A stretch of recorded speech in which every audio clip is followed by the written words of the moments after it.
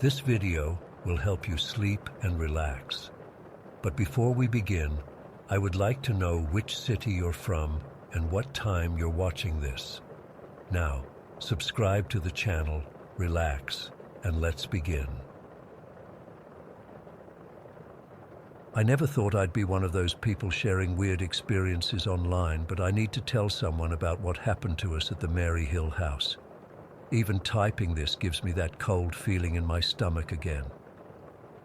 We moved to Riverdale when I was 14. My parents were so excited about finding this beautiful two-story house that seemed perfect. Spacious yard, circular layout downstairs that made the living area feel huge, and separate bedrooms upstairs for me and my brother Blake. I remember Mom walking through it the first time, going on about how much natural light came through the windows and how the previous owners had renovated the kitchen. It was weird though. The real estate agent seemed super eager to sell it quickly. She kept emphasizing what a great deal it was for the neighborhood. Now I understand why. I think the first incident happened about 3 weeks after we moved in. I was sitting on my bed doing homework with my door open. Our rooms were across from each other upstairs, with the bathroom in between. I remember I was stuck on this math problem and had looked up to think when I saw it. This dark shadow, like a person, running past my doorway and into the bathroom. It wasn't just a shadow cast by someone walking by. It was solid, person-shaped, moving incredibly fast. I jumped up and ran to Blake's room. "Did you just go to the bathroom?" I asked him, even though I knew he couldn't have moved that quickly. He looked at me weird. "No, I've been sitting here the whole time." "Did you see someone run past your door just now?" His face changed. He got this look that I'll never forget, like he was trying to hide that he was scared. "Whatever it was, I don't even want to think about it," he said, turning back to his computer. That was the day we both started closing our bedroom doors. For a while, we didn't talk about it. I'd hear weird noises at night, not just old house creaks, but footsteps in the hallway when everyone was in bed. Sometimes I'd wake up feeling like someone was watching me. I started sleeping with my covers pulled over my head, even though I was way too old for that. About 2 months after we moved in, Mom's friend Vanessa needed a place to stay while her condo was being renovated. My parents offered her our guest bedroom upstairs, next to my parents' room, but on the opposite side from me and Blake. Vanessa was usually this bubbly, energetic person. She'd been Mom's friend since college and would always bring us little gifts and tell jokes. But after about a week in our house, she started looking tired, like really tired.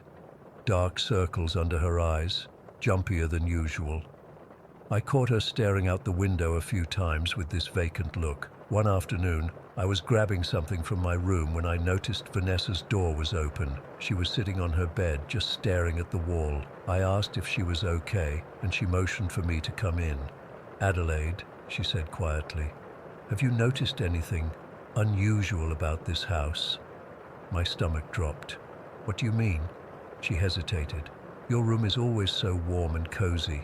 Have you been in mine? It's freezing, all the time."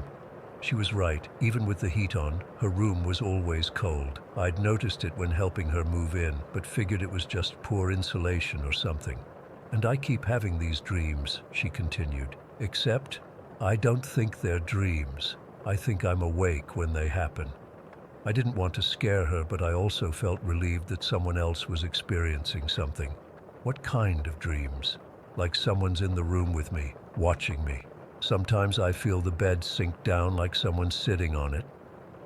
We both jumped when Blake walked past the door. Vanessa laughed nervously and changed the subject.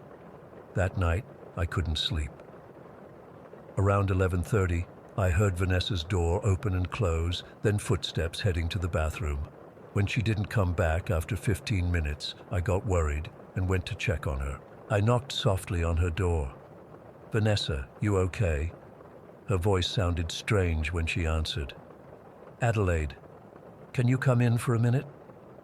When I opened the door, the cold hit me immediately. It was like walking into a freezer.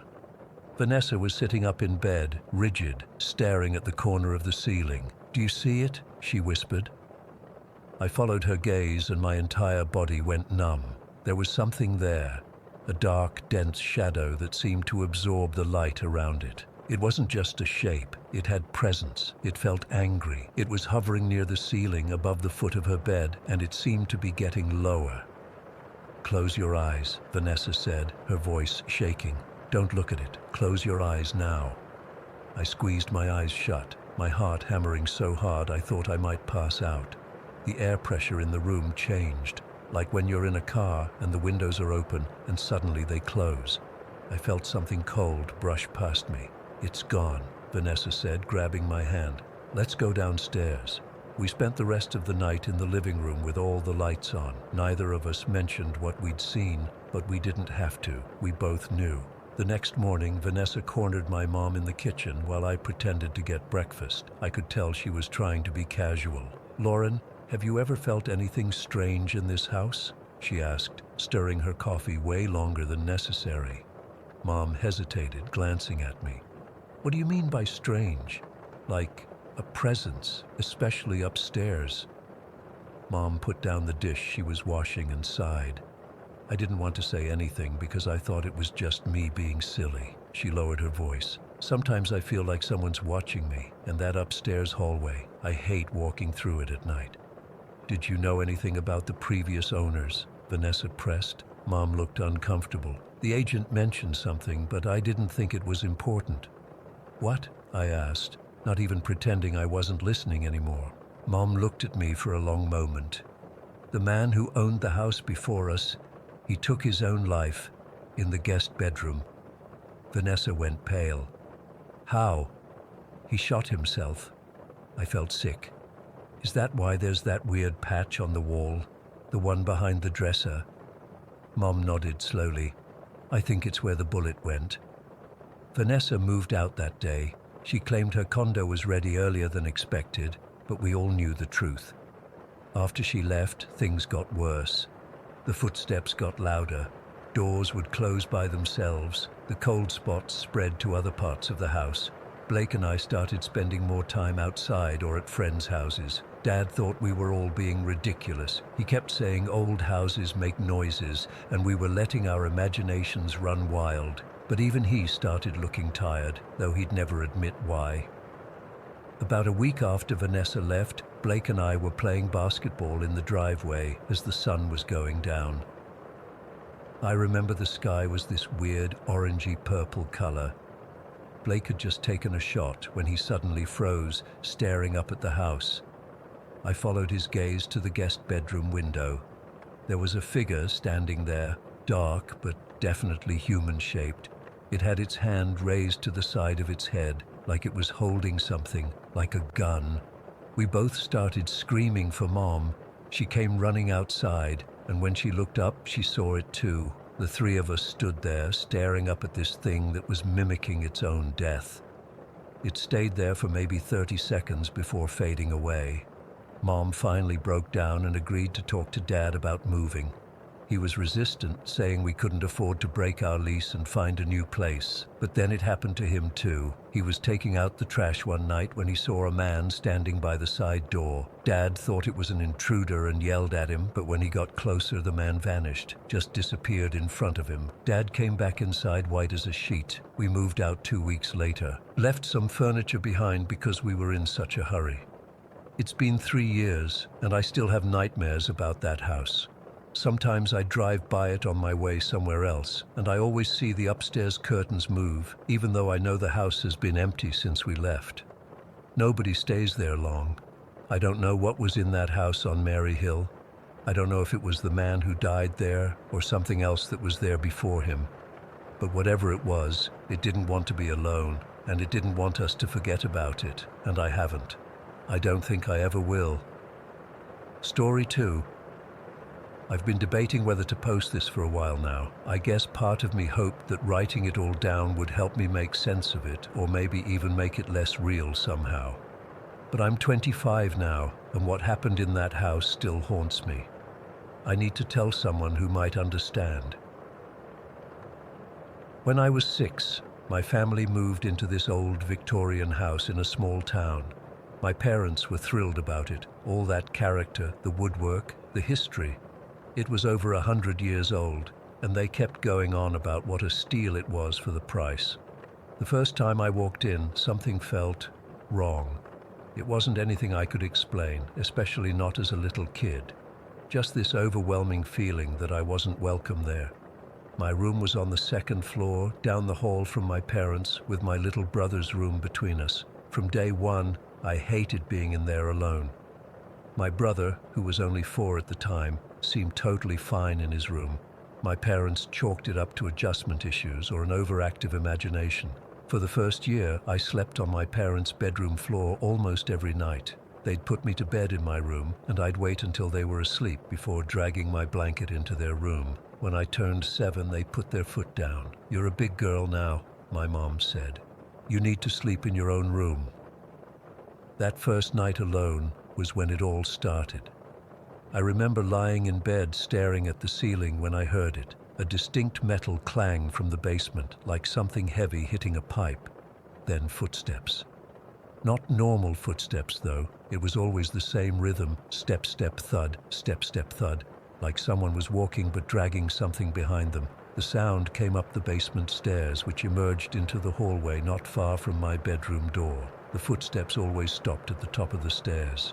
Every single night, I'd lie there, frozen under my covers, too terrified to move or call out. By morning, I'd convinced myself it was just the house settling or the heating system. I tried telling my parents, but they never heard anything. My dad would check the basement, finding nothing out of place. My brother slept soundly through it all. This went on for 5 years. 5 years of the same sounds, always at night, always when I was alone. I got used to it in a way, as used to pure terror as a kid can get. I'd cover my head with my blanket and eventually fall asleep from exhaustion. When I turned 12, things escalated. I started finding my stuff in weird places. I'd put my hairbrush on my dresser at night, and in the morning, it would be in the basement. My favorite stuffed animal disappeared for days, then showed up on the basement steps. My brother's toys began to vanish completely, never to be found again. He blamed me, of course. Our parents thought we were just fighting like siblings do. The basement became completely off limits for our pets. Our dog wouldn't even go near the door, and if you tried to carry him down, he'd squirm and whine until you brought him back up. Our cat hissed at the basement door sometimes, back arched, fur standing on end. For my 12th birthday, my parents let me have a slumber party with 3 friends. We were telling ghost stories in the basement rec room. My mom's idea. She thought it would help me get over my fear of the space. We were sitting in a circle on the floor when suddenly I felt this presence. It was like walking through a freezer aisle at the grocery store. This cold rush of air passed right through my body. Then I heard it, the faintest whisper of my name, right in my ear. None of my friends heard it, but they all complained about the sudden cold spot. We ran upstairs screaming, and my mom had to calm us down. She blamed it on the old house's poor insulation. A month later, I was babysitting my brother while our parents went out for dinner. We were watching TV in the living room when he suddenly yelped in pain. There were 3 long scratches on his arm, deep enough to break the skin. He accused me of scratching him, even though I was sitting across the room. He stormed off to his room, and once I was alone, that same cold air passed through me again. This time, I heard a low laugh. Not a friendly laugh, the kind that makes your stomach turn. By the time I turned 13, my parents had decided to move for my dad's new job. We had 2 weeks left in the house. That's when the worst of it happened. One night, I heard the familiar metal clang from the basement, then the step-step thud coming up the stairs. But this time, instead of stopping at the top of the stairs, the footsteps continued down the hall. Dragging sounds accompanied them, along with something new, heavy, labored breathing. I pulled my blanket over my head, shaking uncontrollably. The footsteps stopped outside my door. I heard my doorknob turn slowly, the door creaking open. Against every instinct screaming at me to hide, I peeked out from under my blanket. There was a man standing in my doorway. Not a normal man, he was impossibly tall, his head almost touching the top of the doorframe. He was skeletal thin, with papery white skin stretched over his bones. He wore what looked like an old-fashioned oxygen mask connected to a metal tank that he dragged behind him. That was the source of the thudding sound I'd heard for years. His eyes, God, his eyes were just black voids. He stared at me for what felt like forever, then slowly tilted his head to the side, studying me like I was some curious specimen. Then he turned and shuffled back toward the basement, the tank scraping along the floor behind him. I didn't sleep at all that night. I told my parents everything in the morning, hysterical and sleep-deprived. They thought I'd had a nightmare. My dad checked the house again, finding nothing. My mom suggested I sleep in my brother's room that night since we'd be moving in just a few days anyway. That final night, I was on a cot in my brother's room. He fell asleep quickly, but I lay awake, listening. Around 11 o'clock, I heard it again. The clang, the step-step thud up the stairs, the dragging sound down the hall. But this time, when it reached my brother's doorway, something strange happened. It seemed like it couldn't enter. I could see a shadow beneath the door, pacing back and forth. The breathing became more agitated, turning into wheezing. Then I heard a voice, a deep, gravelly voice that sounded like it was struggling to form words through that mask. "Don't leave me," it growled. The last word turned into this horrifying boom that shook the whole room. I screamed so loud my throat hurt. My brother woke up screaming too. My mom came running in, and I was so hysterical that I couldn't even explain what happened. We stayed in a hotel that night. My parents said it was because I was too upset to stay in the house, but I saw the fear in my mom's eyes. She'd heard something too, finally. We moved 3 days later. I never set foot in that basement again. For years, I convinced myself it was all in my head. Night terrors, an overactive imagination, the power of suggestion. I went to college, got a job, moved to a different state. I started to feel normal again, until last month. I woke up in the middle of the night to the sound of labored breathing, that same distinctive breathing I'd heard all those years ago. My whole body went cold. I couldn't move. From the corner of my eye, I caught a glimpse of something metal disappearing around the corner of my bedroom door, the edge of what looked like an oxygen tank. It found me. After all these years, it found me again. I don't know what it wants or why it followed me, but I haven't slept properly since. I keep a light on all night now. Sometimes I hear that metal clang in my apartment building. Step, step, thud, step, step, thud. I don't know what to do. No one believes me. I can't move again. I just signed a year-long lease. All I know is that whatever was in that house wasn't just a figment of my imagination, and somehow, it's still with me. I'm writing this at 3 in the morning because I just heard the clang again. It's coming from my kitchen this time. Step, step, thud, step, step, thud. It's getting closer. Story 3. I still can't believe I'm actually writing this down. It's been 8 months since that night at San Antonio Memorial, and I haven't had a decent night's sleep since. I guess I'm hoping that sharing this will help somehow, though I doubt it. Maybe someone here has experienced something similar and can tell me I'm not losing my mind. For context, I'm Xavier, and I was working as a security officer at the hospital. I just turned 21 and was pretty stoked about my promotion to level 3 officer. It meant I could finally carry a weapon and handcuffs on duty. Made me feel like I was doing something important, you know? The pay bump wasn't bad either. San Antonio Memorial had this whole wing that had been abandoned for years. The official story was budget cuts, but there were always rumors floating around about why they really closed it down. Most of us just avoided it during patrols. The place gave off bad vibes even from the outside. Broken windows, peeling paint, that sort of thing. That night started like any other. I clocked in at 11 p.m. for the graveyard shift. The hospital was quiet, just the usual beeping machines and squeaky shoes on linoleum. Around 1 in the morning, I was in the break room when Agent Yates walked in. That's what we called him, Agent, because he'd been Secret Service before retiring and taking the security gig. He was this tall, serious dude in his 50s who never seemed rattled by anything. "Xavier," he said, We're doing a sweep of the old wing tonight. Administration wants a full report on structural issues before the demolition crew comes in next month. I remember my stomach dropping. We never go in there. Well, we are tonight, he said, not leaving room for argument. Marcus and Dominic are coming too. Marcus and Dom were ex-Marines who worked security with us. Both were built like tanks and had that 1,000-yard stare. If I had to go into that creepy place, at least I was going with guys who'd seen combat. We met up near the entrance to the abandoned wing around 2 a.m. The hospital was dead quiet by then, just the occasional page over the intercom breaking the silence.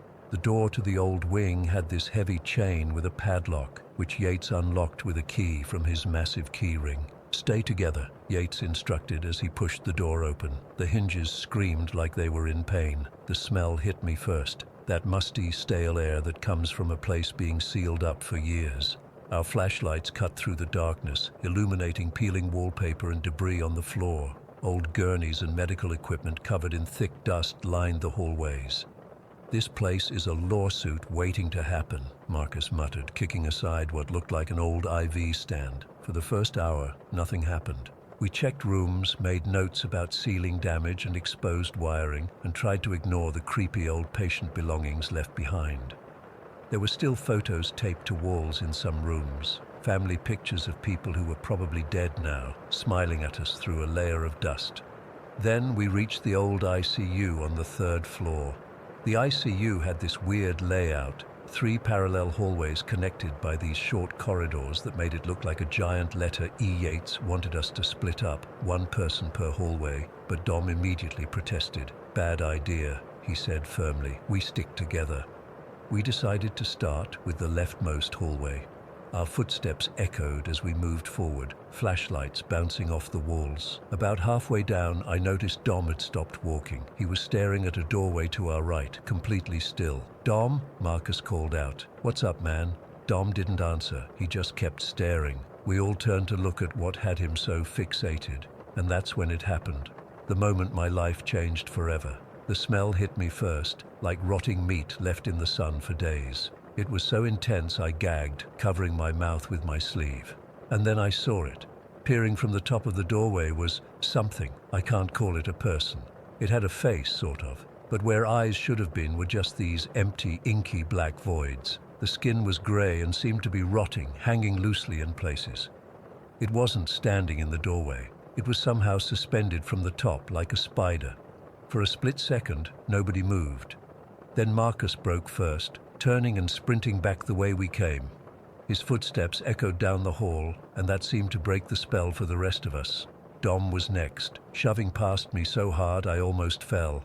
I turned to run, my heart pounding so hard I could feel it in my throat. I heard Yates behind me, then somehow he was in front of me, running faster than I thought possible for a man his age. The hallway seemed longer now, stretching impossibly as we ran. I couldn't help it. I looked back over my shoulder. The thing was following us, not running, not walking, floating. Its body moved in a way that wasn't natural, like it was being pulled by strings. Those black void eyes were fixed on us. I remember screaming, but I don't remember the sound coming out of my mouth. It was like everything went mute. The last thing I remember is reaching the stairwell door. Then, nothing. I woke up in the hospital parking lot. Not as a patient. I was sitting in my car with no memory of how I got there. The sun was coming up, my shift had ended, my uniform was soaked with sweat, and I had scratches on my arms I couldn't explain. When I went back inside to clock out, nobody mentioned anything weird. The night supervisor just nodded at me like any other day. I tried to find the others, but they'd already left. I called Dom when I got home, hands shaking so bad I could barely dial. He answered on the first ring, like he'd been waiting. "Don't talk about it," he said immediately, his voice barely above a whisper. "Just don't." "But what was—" "I said don't," he shouted, then lowered his voice again. "It'll hear you." He hung up. I tried calling Marcus next, but he didn't answer. Yates wasn't in the employee directory. He was always private about his personal info. I took a week off after that, told them I had the flu. When I came back, things seemed normal, but there were changes. The administration had accelerated the demolition schedule for the abandoned wing. It was torn down 3 weeks later. I thought that would be the end of it. Like maybe whatever was in there would be destroyed when the building came down. I was wrong. 3 weeks after the demolition, Agent Yates didn't show up for his shift. The next morning, we all got an email from management informing us he'd taken his own life. No details, just that standard HR message about grief counselors being available. I went to his funeral. It was small, just some hospital staff and a few older men who I guessed were former colleagues from his Secret Service days.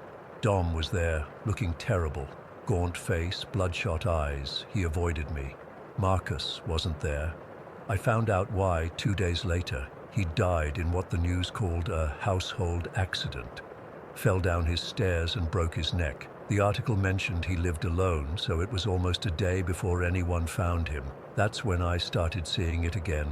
Not full on like in the hospital, just glimpses. A shadow in my peripheral vision, a reflection in my TV screen when it's turned off, that rotting smell coming from empty rooms. It's following me. I know it is. Whatever we disturbed that night is picking us off one by one. Dom's got it worse than me. We finally talked last month, met at a coffee shop in broad daylight. He looks like a different person now. He's lost so much weight, and his hands shake constantly. It's angry at me, he whispered across the table. I think because I saw it first, it stands at the foot of my bed every night. I suggested we talk to someone, a priest maybe, or some kind of paranormal expert. Dom just laughed, but it sounded more like a sob. You think we're the first? Ask around about that hospital wing sometime. Ask why they really closed it. I did some digging after that. Didn't find much officially, but I found an old janitor who'd worked at Memorial for 30 years. When I mentioned the abandoned wing, his face went white. All he would say was that there had been problems with the ICU. Patients seeing things that weren't there. Unusually high death rates. He wouldn't elaborate. I had a priest come to my apartment last week, Father Mendez. He seemed skeptical at first, but agreed to perform a blessing. He was halfway through when all the lights in my apartment blew out simultaneously. The temperature dropped so fast I could see my breath. Father Mendez stopped mid-prayer, made some excuse about forgetting another appointment, and left in a hurry. He won't return my calls now. Dom texted me last night, just 4 words. It's getting closer now. I haven't heard from him since. I know I'm next. I can feel it watching me as I type this. That rotten smell is getting stronger. Sometimes I hear whispering when I'm alone, but I can't make out the words. I don't know what we unleashed that night, or why it chose us. All I know is that it's patient. It doesn't need to rush. It'll wait until I'm at my breaking point. The worst part? Sometimes, in my dreams, I see Agent Yates and Marcus. They're standing in that hospital hallway, their eyes just empty black voids beckoning me to join them. I think soon I will. Story 4. I've been putting off sharing this for months now because I still get chills thinking about it. This happened last summer when I was visiting my parents at my dad's new job location in Louisiana. For context, my dad, Richard, got this management position at an oil refinery about a year ago, and part of the job came with this company apartment on the top floor of the admin building. It's this weird setup where the entire 3rd floor was converted into living quarters sometime in the 70s. The apartment itself is actually pretty nice. Spacious living room, decent kitchen, 2 bedrooms and a bath. My parents seemed happy there when I arrived for my 2-week visit. Mom had decorated it with their familiar furniture, and it felt homey enough, though being above offices was strange. You could sometimes hear phones ringing or people talking during work hours. On my first night there, Dad mentioned something that I wish he hadn't. The previous manager passed away in this apartment, he said casually over dinner. When I asked what happened, he explained that the guy, Jack something, had been found dead after not showing up for work for several days. The weird thing, Mom added, putting down her glass, was that they found him in a room nobody knew existed. That got my attention.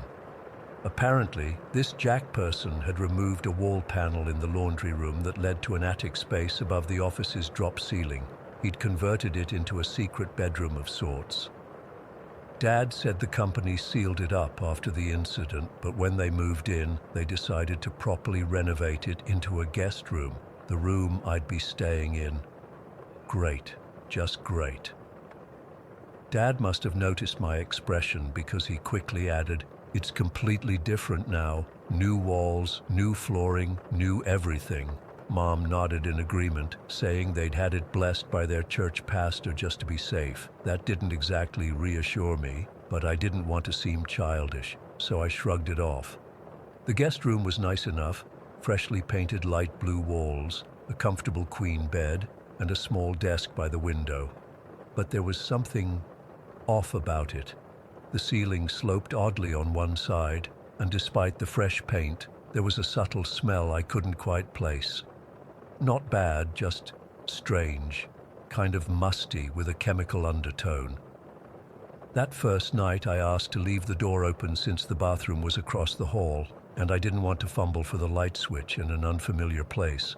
Mom said that was fine and wished me good night.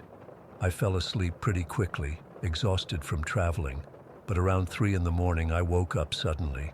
The room was pitch black, which confused me because there should have been light coming in from the hallway.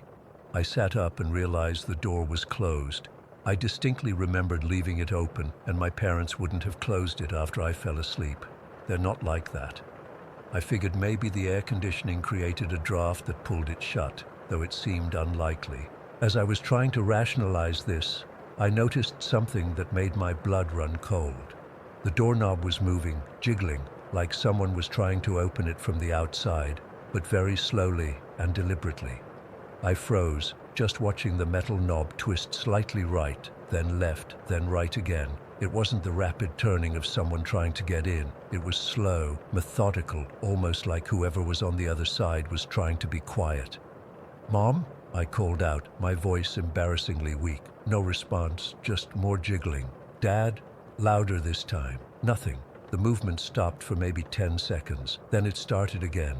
I don't know where I found the courage, but I suddenly lunged out of bed and rushed to the door. My heart was pounding so hard I could feel it in my throat. I grabbed the knob, it was ice cold, and yanked the door open. There was nobody there, just the empty hallway, dimly lit by a small nightlight near the bathroom. I checked my parents' room, both sound asleep. The apartment was completely quiet except for the distant hum of the refinery equipment outside. I didn't go back to that room that night. I grabbed my phone and a blanket and camped out on the living room couch. When Mom found me there in the morning and asked what happened, I made up some excuse about being too hot in the guest room. I couldn't bring myself to tell them what I'd experienced. It sounded crazy even to me. The next day was normal enough. We went sightseeing around the small town, had lunch at a local place where everyone seemed to know my dad already. I almost convinced myself I'd dreamed the whole doorknob thing. Almost. That night, I reluctantly returned to the guest room. I was exhausted, and honestly, I felt stupid about the night before. This time I closed the door myself, thinking maybe that would prevent whatever draft had moved it previously. I even placed a shoe against it just in case. I fell asleep quickly again, but woke up around 2 in the morning from one of the most vivid and terrifying dreams I've ever had. In the dream, I was lying in exactly the same position I had fallen asleep in, but I couldn't move.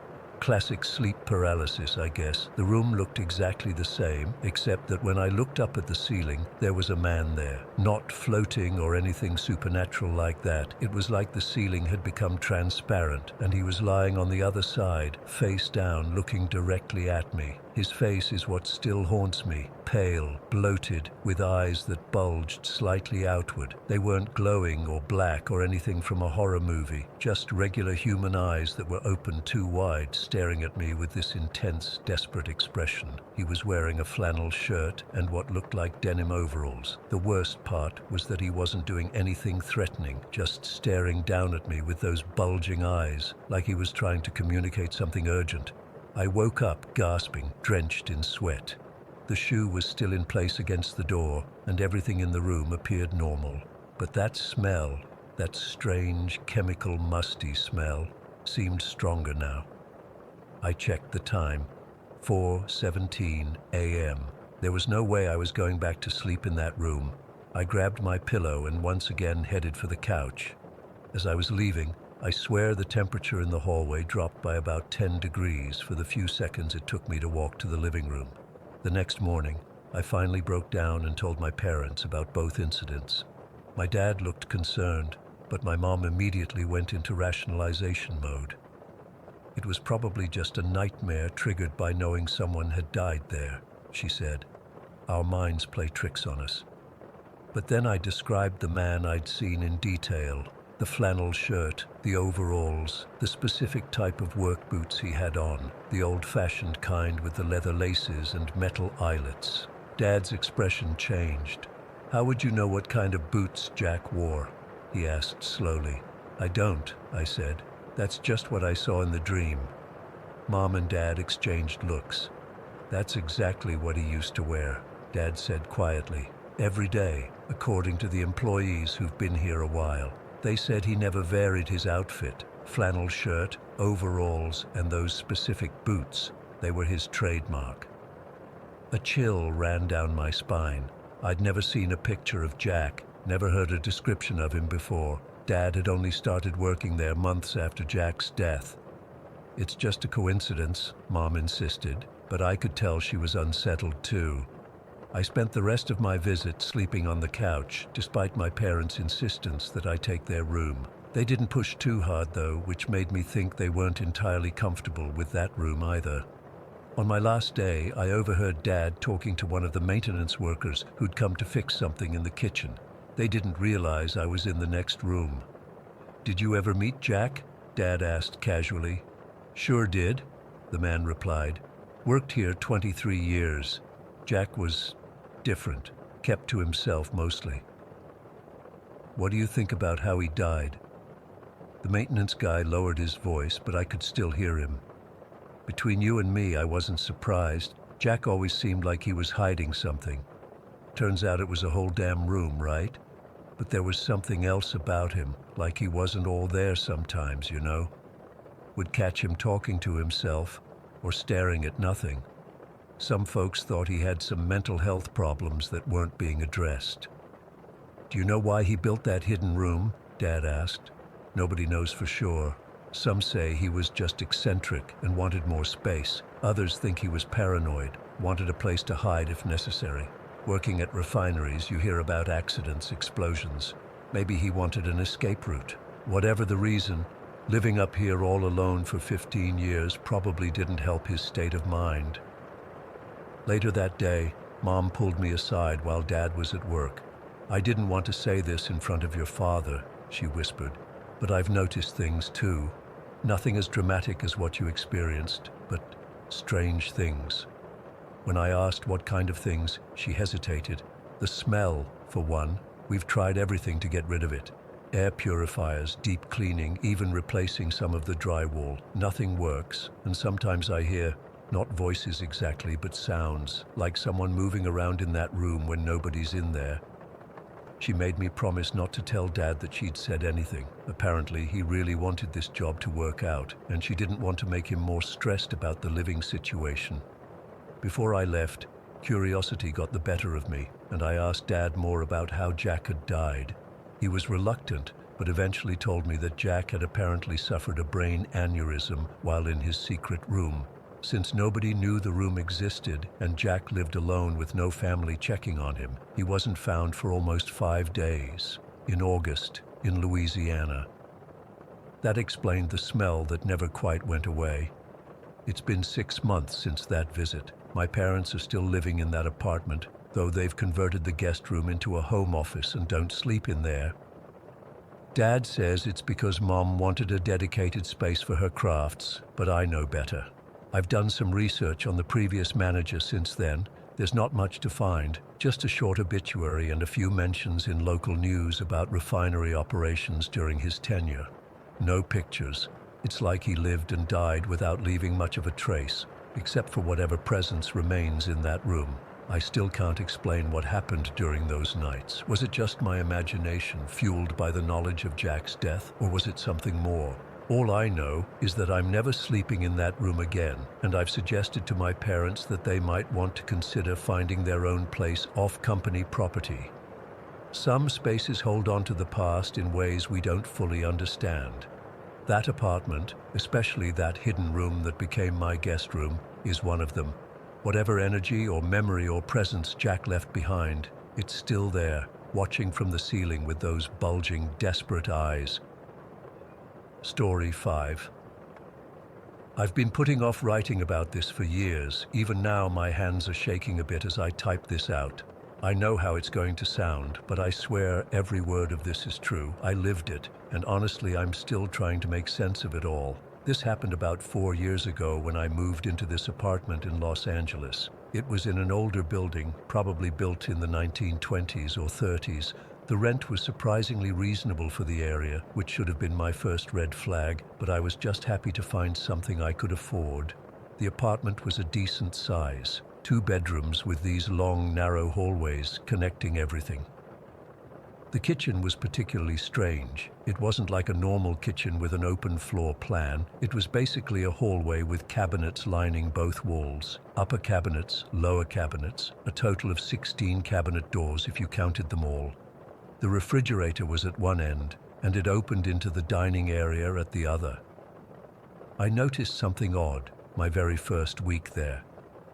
I'd leave the kitchen with all the cabinet doors closed, go to my bedroom to change after work or something, and when I'd come back, every single cabinet door would be open, not just 1 or 2, all of them, upper and lower cabinets, all open to exactly the same angle. It wasn't like they were flung wide open, but open about 30 degrees, all perfectly aligned like someone had measured it. The first time it happened, I thought maybe I'd left them open myself, though I couldn't imagine why I would have opened every single cabinet. The second time, I deliberately made sure they were all closed before I left the kitchen. I even checked twice. 20 minutes later, I came back to get water, and they were all open again, at that exact same angle. I started closing them more forcefully, making sure they clicked shut.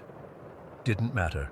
I'd leave, come back, and there they'd be, all open at identical angles. I even tried putting a small piece of tape on one of the doors once, thinking maybe there was some weird air pressure issue in the building that made them drift open. But when I returned, the tape was intact, and the door was open at the same angle as all the others. It was unsettling, but not exactly terrifying, just weird. I tried to rationalize it. Maybe the building was settling, maybe the cabinet hinges were old, but none of those explanations made sense. How would all the cabinets open to the exact same degree? Why wouldn't some open more than others? After a few weeks of this, I started feeling like something was off about the whole apartment. I'd hear these little noises when I was alone, not the usual creaks and groans of an old building, but distinct sounds. Sometimes it sounded like someone was walking lightly across the wooden floor in the living room. Other times, I swear I could hear what sounded like a child humming or singing, but so faintly I couldn't be sure. I started dreading coming home, not because I felt threatened exactly, but because the not knowing was driving me crazy. Was I imagining things? Was there some logical explanation I was missing? Then came that night in October. I remember it was a Wednesday because I'd had this awful meeting at work that ran late. I got home around 8:30, exhausted and irritated. I unlocked my door, stepped inside, and flipped on the light. The first thing I noticed was that same damn cabinet situation in the kitchen, all of them open at the same angle. I could see it from the entryway since the apartment had that linear layout. I sighed, dropped my bag on the floor, and that's when I saw her. There was a little girl standing at the end of the hallway. She couldn't have been more than 7 or 8 years old. She had these pigtails tied with little ribbons and was wearing what looked like an old-fashioned cream-colored dress, the kind with a high collar and puffy sleeves that you'd see in photos from the early 1900s. She was pale, but not transparent or anything. She looked solid enough, which is why for a split second I thought maybe a neighbor's kid had somehow gotten into my apartment.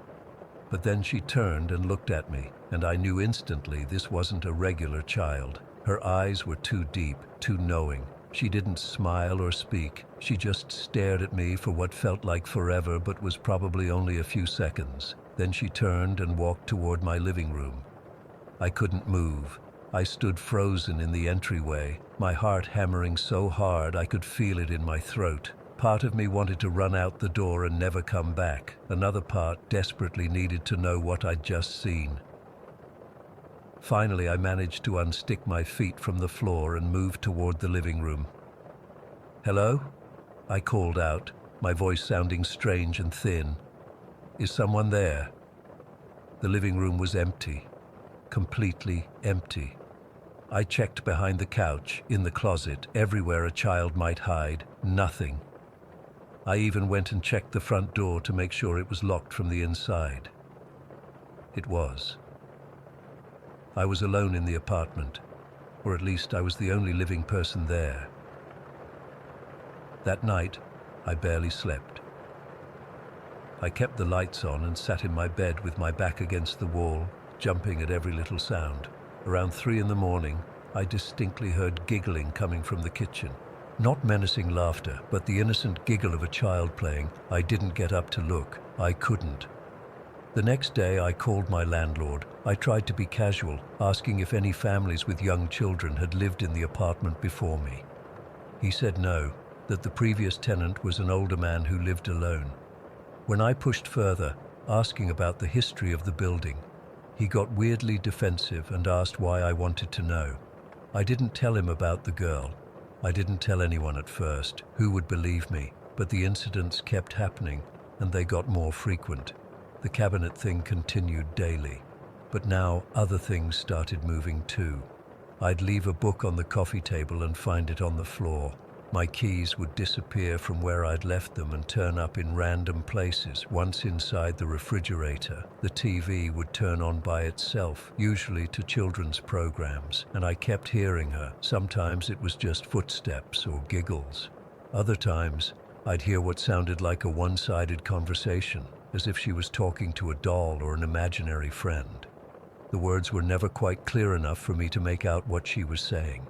About a week after I first saw her, I came home to find all my kitchen chairs had been arranged in a circle in the middle of the living room, like kids would do for a game of musical chairs. That was the moment I realized I needed to know more about whatever was happening. I started researching the building's history. It wasn't easy. Records from that era weren't all digitized, and the library only had fragmentary information.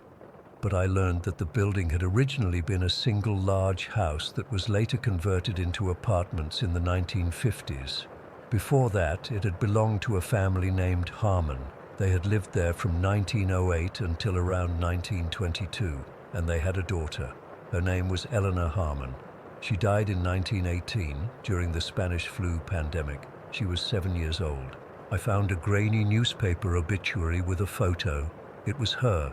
The same girl I had seen in my hallway, right down to the pigtails and high-collared dress.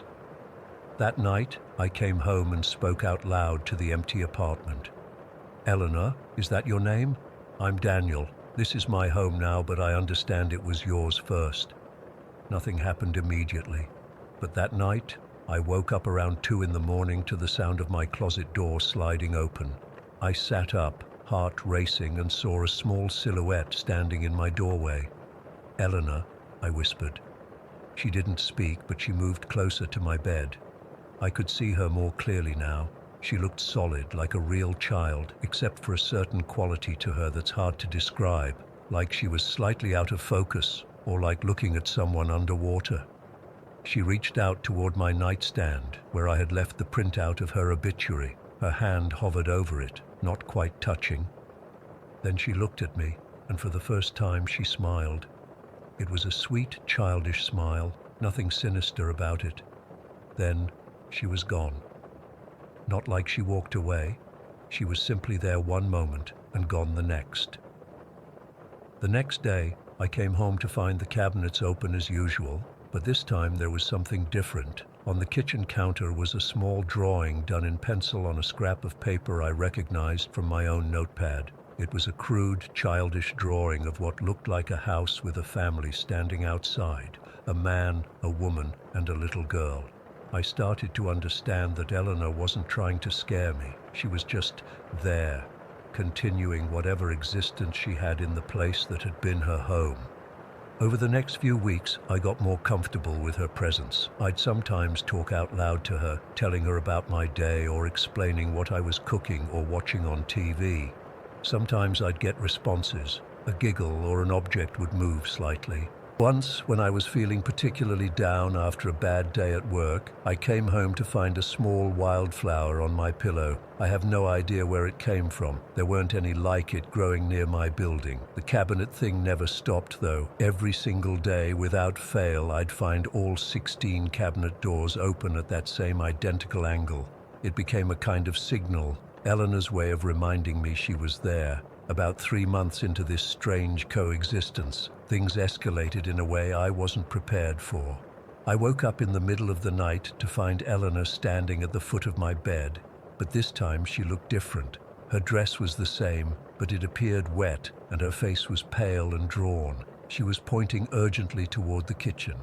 I got up, confused and more than a little scared. As I followed her into the hallway, I noticed water on the floor. At first, just a few drops, then more and more until I was splashing through puddles. When I reached the kitchen, I found water pouring from underneath my sink, flooding the entire apartment. A pipe had burst. If I hadn't discovered it then, the water damage would have been catastrophic, possibly affecting the apartments below mine too. As I frantically turned off the water valve and started mopping up the mess, I realized Eleanor had potentially saved me from thousands of dollars in damages. After that night, I started to think of her less as a ghost and more as a roommate of sorts. A very young, deceased roommate who couldn't speak directly to me, but who seemed to be looking out for me in her own way. But then came the day that still gives me chills when I think about it. I'd been living in the apartment for about 6 months. It was a Sunday, and I was making breakfast in the kitchen. Suddenly, I felt the temperature drop dramatically. The air became so cold, I could see my breath. All 16 cabinet doors slammed shut at once, not gradually like they usually opened, but with a violent, simultaneous bang that made me jump. Then they all flew open again, much wider than their usual 30-degree angle. Wide enough that I could clearly see inside each one, and in the cabinet directly in front of me, where I kept my plates, was a small, worn teddy bear that I had never seen before. It looked ancient, the kind of toy that would have belonged to a child from the early 1900s. As I stared at it, frozen, I heard Eleanor's voice clearly for the first time, not a giggle or a murmur, but distinct words. "He's coming back." I felt a hand on my shoulder. A child's hand, small and cold. I turned, and Eleanor was right beside me, her face serious and frightened. "Who?" I managed to ask. "Who's coming back?" She didn't answer. Instead, she pointed toward the hallway that led to the front door. I looked, and for a split second I saw another figure standing there, tall, adult-sized, indistinct but unmistakably male. Then it was gone. Eleanor disappeared too. The temperature returned to normal. The cabinet doors stayed open. I never saw Eleanor again after that day. The cabinets stopped opening on their own. The giggles and footsteps ceased. The apartment felt empty in a way it hadn't before, even when I'd thought I was alone in it. I moved out 2 weeks later. I couldn't shake the feeling that whoever or whatever Eleanor had warned me about was coming, and I didn't want to be there when they arrived. I never found out who he was or why she was afraid of him. Sometimes I wonder if she was trying to protect me, or if she simply couldn't stay any longer herself. I still have the teddy bear. I couldn't bring myself to leave it behind. Sometimes late at night, I swear I can hear the faint sound of a child humming coming from the closet where I keep it, but whenever I check, there's nothing there. Just an old stuffed toy that belonged to a little girl who died over 100 years ago, and who, for a brief time, shared her home with me. Story 6. I've never been one to believe in ghosts or paranormal stuff, but after what happened that night at my grandparents' house, I honestly don't know what to think anymore. It's been almost 15 years, and I still get goosebumps thinking about it. For context, I was in 8th grade at the time, around 13 years old. My home life was, well, complete shit. My mom was an alcoholic who'd go from being passed out on the couch to screaming in my face within minutes. Dad wasn't in the picture, and Mom's boyfriends were usually just as bad as she was. Most nights, I'd fall asleep to the sound of bottles breaking or her sobbing in the next room. My grandparents' house was my escape. I stayed there a lot when things got really bad at home, which was pretty often. That particular night, I can't remember exactly why I was there. Probably Mom was on a bender or had one of her friends over. Those years are kind of a blur for me now. Trauma does that to your memory, I guess. Their house was this old 2-story place built in the 50s. Nothing fancy, but it was always clean and quiet. My room was on the 2nd floor at the end of the hallway. The same room I'd used since I was little whenever I stayed over. It had faded blue wallpaper with little sailboats on it, a twin bed with a metal frame, a dresser, and this tall metal lamp in the corner that had been there forever. The room wasn't creepy or anything, just an ordinary bedroom in an ordinary house. That night, I went to bed around 10. I remember being really tired. School had been rough that day, and I'd gotten into an argument with my math teacher about homework I hadn't done. I fell asleep almost immediately after my head hit the pillow. I don't know how long I was out before it happened. All I know is that I was suddenly jolted awake like someone had grabbed my shoulders and physically shaken me, like hard. My first thought was that my grandma was waking me up for school, but when I opened my eyes, no one was there. The room was dim, lit only by this little plug-in nightlight near the door that my grandma always kept on for me. I figured I'd just had one of those falling dreams where your body jerks you awake, you know the ones. So I rolled over, pulled the blanket up to my chin, and tried to get comfortable again. That's when the snapping started. It wasn't like someone casually snapping their fingers. It was sharp and aggressive, with no rhythm to it. Just random loud snap, snap, snap. The sound seemed to be coming from all around my bed, like I was surrounded by invisible people snapping their fingers right next to my ears. Now look, I know this sounds like the part where most people would freak out, but when you grow up like I did, weird shit stops scaring you after a while. I was more annoyed than frightened. I remember sighing angrily and muttering whatever before pulling the covers over my head and trying to go back to sleep. The snapping continued for maybe a minute before stopping. I started to drift off again. Then I was shaken awake a second time. This time, it wasn't just me being shaken. The entire bed was moving slightly, like someone was grabbing the frame and rocking it. I sat up, rubbing my eyes and looking around the room. Nothing looked different. The nightlight was still on, casting those familiar shadows on the wall.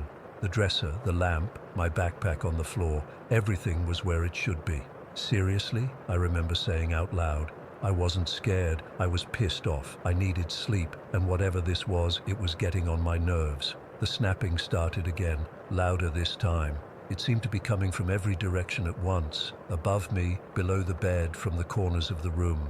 I squinted into the darkness, trying to see if maybe there was a bug or something making the noise, but I couldn't find anything. "Stop it," I said, feeling ridiculous for talking to an empty room. "I'm trying to sleep." The snapping continued for another minute or so before stopping again.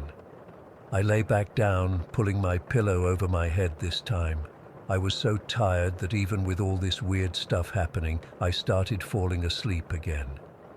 The third time I was awakened, it was violent. The bed shook so hard that my teeth rattled. It wasn't like an earthquake. It was like someone was standing at the foot of my bed, grabbing the frame with both hands and shaking it as hard as they could. The shaking continued for several seconds after I woke up, which is when I finally started to feel scared. The snapping was back too, louder than before and seemingly right next to my ears.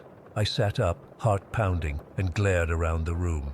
"What the hell?" I shouted, beyond annoyed and starting to get genuinely freaked out. That's when I saw it. Something small and fast whizzed past the foot of my bed. It moved so quickly I couldn't make out what it was, but I heard it hit the metal lamp on the left side of my room with a distinct ping sound, like metal hitting metal. That was it. That was my breaking point. I wasn't just annoyed anymore, I was furious. Fear turned to anger, and I did something that, looking back, was probably really stupid. I started yelling at whatever it was. "Listen, you piece of shit," I shouted. I had quite the vocabulary for a 13-year-old. "I don't know what your problem is, but I'm trying to sleep. Leave me the fuck alone, or I swear to God I'll make you regret it." I don't know what I thought I was going to do to a ghost or whatever it was, but in that moment, I meant every word. I was done. I'd dealt with enough crap in my life from actual living people. I wasn't about to let some invisible asshole mess with me, too. After my outburst, I pulled the blanket over my head, turned onto my side facing the wall, and firmly closed my eyes. I expected more snapping, more shaking, but nothing happened. The room went completely silent. Eventually, I fell asleep and didn't wake up again until morning. When I got up the next day, the first thing I did was look around the lamp to see what had hit it. I was expecting to find a coin or a paper clip or something that could explain the metal-on-metal sound I'd heard. But there was nothing on the floor around the lamp, nothing on the lampshade, nothing that could have made that sound. I never told my grandparents about what happened. They were religious people who didn't believe in ghosts, and I figured they'd either think I was making it up for attention or that I was seeing things because of my troubled home life, which was what adults always said when I tried to talk about anything weird or uncomfortable. Over breakfast, my grandma mentioned that I'd been talking in my sleep, which was strange because I'd never done that before. When I asked what I'd said, she just shrugged and said she couldn't make it out, just angry mumbling. I wonder now if what she heard was me yelling at whatever was in my room. I stayed at my grandparents' house many times after that night, always in the same room, but nothing like that ever happened again. No shaking, no snapping, no objects flying through the air. I've spent years trying to rationalize what happened. Maybe it was stress. Maybe it was some kind of waking dream or sleep paralysis, though I could move just fine. Maybe it was a manifestation of all the anger and fear I was carrying around because of my home situation. Or maybe there really was something in that room that night, something that wanted attention, or wanted to scare me, or was just passing through and decided to mess with the angry kid with the chip on her shoulder. What bothers me the most isn't the possibility that it might have been a ghost or whatever. What bothers me is that I'll never know for sure what happened. There's no explanation that fully satisfies me, no way to prove or disprove anything. All I know is that something shook me awake 3 times that night. Something made those snapping sounds all around my bed. Something flew across my room and hit that lamp, and when I finally stood up to it, it left me alone. Maybe that's the lesson here, that standing up to your fears, whether they're drunk parents or invisible entities snapping their fingers around your bed, is sometimes all you can do. It doesn't always work in real life the way it did with whatever was in my room that night. But sometimes, just sometimes, the monsters do back down when you show them you're not afraid. Except I'm not sure that's true either, because looking back, I was afraid. I was terrified. I just happened to be more angry than scared at that particular moment. I'm 30 now, with a place of my own and years of therapy under my belt. I've mostly made peace with my childhood, but on some nights when I'm lying in bed trying to fall asleep, I still catch myself listening for that sharp, aggressive, snapping sound. And sometimes, just as I'm drifting off, I feel the slightest tremor in my mattress, like someone is trying to shake me awake. Story 7. I still can't believe what happened at my friend Jake's house in Portland back in 2015. It's been 8 years, and I've tried to rationalize it 1,000 different ways, but I just can't. Some things just don't have logical explanations, I guess. So this happened on Halloween weekend when I went to visit Jake. He'd moved to Portland about 6 months earlier and was renting a room in this old Victorian house in one of those historic neighborhoods. You know the type? Built in like the early 1900s, wooden floors that announce your every step, and weird architectural quirks that modern houses don't have anymore. Jake had 3 roommates, all guys in their 20s. I only met 2 of them briefly when I arrived on Friday night. The house had this atmosphere, not necessarily creepy, but definitely old. Everything creaked. The pipes made these knocking sounds when someone used the shower. The windows rattled when the wind picked up. Standard old house stuff, but more pronounced than I was used to. Jake was pretty excited to show me around Portland. We had tickets to see the Trailblazers play on Saturday night, and he had planned a whole weekend of checking out breweries and restaurants. On Friday night when I arrived, he gave me the house tour. The place had high ceilings, a formal dining room nobody used, and this massive basement that had been converted into a laundry room with some extra storage space. One thing that caught my attention was this laundry chute in the upstairs bathroom. It was basically a narrow shaft that went straight down to the basement where the washing machine was. Jake showed it to me like it was some cool feature, which I guess it was for an old house. It had this little wooden door that you could open to drop your dirty clothes down. The chute itself was maybe a foot wide, just big enough to push some clothes through. I was sleeping on an air mattress in Jake's room, and Friday night went totally normal. We had a few beers, caught up and crashed pretty early since we had plans for Saturday. Saturday was the day it happened. We spent most of the day exploring the city. Jake took me to this food truck area for lunch, then we checked out Powell's Books and walked around downtown. Normal tourist stuff. We headed back to his place around 4 in the afternoon to relax a bit before the game, which started at 7:30. Since it was Halloween weekend, we decided to put on some basic face paint for the game. Just team colors, nothing elaborate. Jake was in his room getting ready, and I went to use the upstairs bathroom to do mine. The bathroom was pretty standard for an old house. Clawfoot tub, pedestal sink, and a small window with frosted glass. The laundry chute was on the wall opposite the toilet, next to a built-in cabinet where they kept extra toilet paper and towels. I was standing at the sink, looking in the mirror and applying some red and black face paint when something changed. It's hard to explain, but the air in the room suddenly felt different, like when you're a kid playing hide and seek, and you're hiding, and you get that feeling that someone's about to find you, that anticipation mixed with anxiety that makes your stomach flip. The bathroom got really quiet. Not just quiet, but still, like someone had pressed pause on everything except me. Even the constant background noise of the old house, the settling, the creaking, just stopped. I remember my hand freezing mid-stroke with the face paint. That's when it happened. There was a pack of toilet paper on top of the cabinet by the laundry chute. Brand new, still in the plastic, with maybe 8 or 9 rolls in it. As I watched in the mirror, one of the rolls, a full, unopened roll, just tipped forward out of the pack. It didn't fall like something normally falls. It was slow, deliberate, like someone was controlling it. It hit the floor with barely a sound and then started to unravel, all by itself, no one touching it.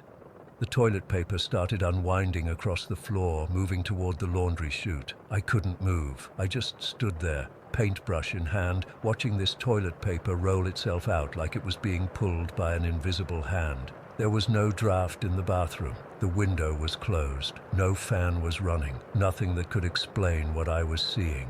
The toilet paper reached the laundry chute and then, I swear I'm not making this up, it started feeding itself into the chute, just steadily unwinding and disappearing down the hole. I remember thinking I should grab it, stop it, do something, but I couldn't move.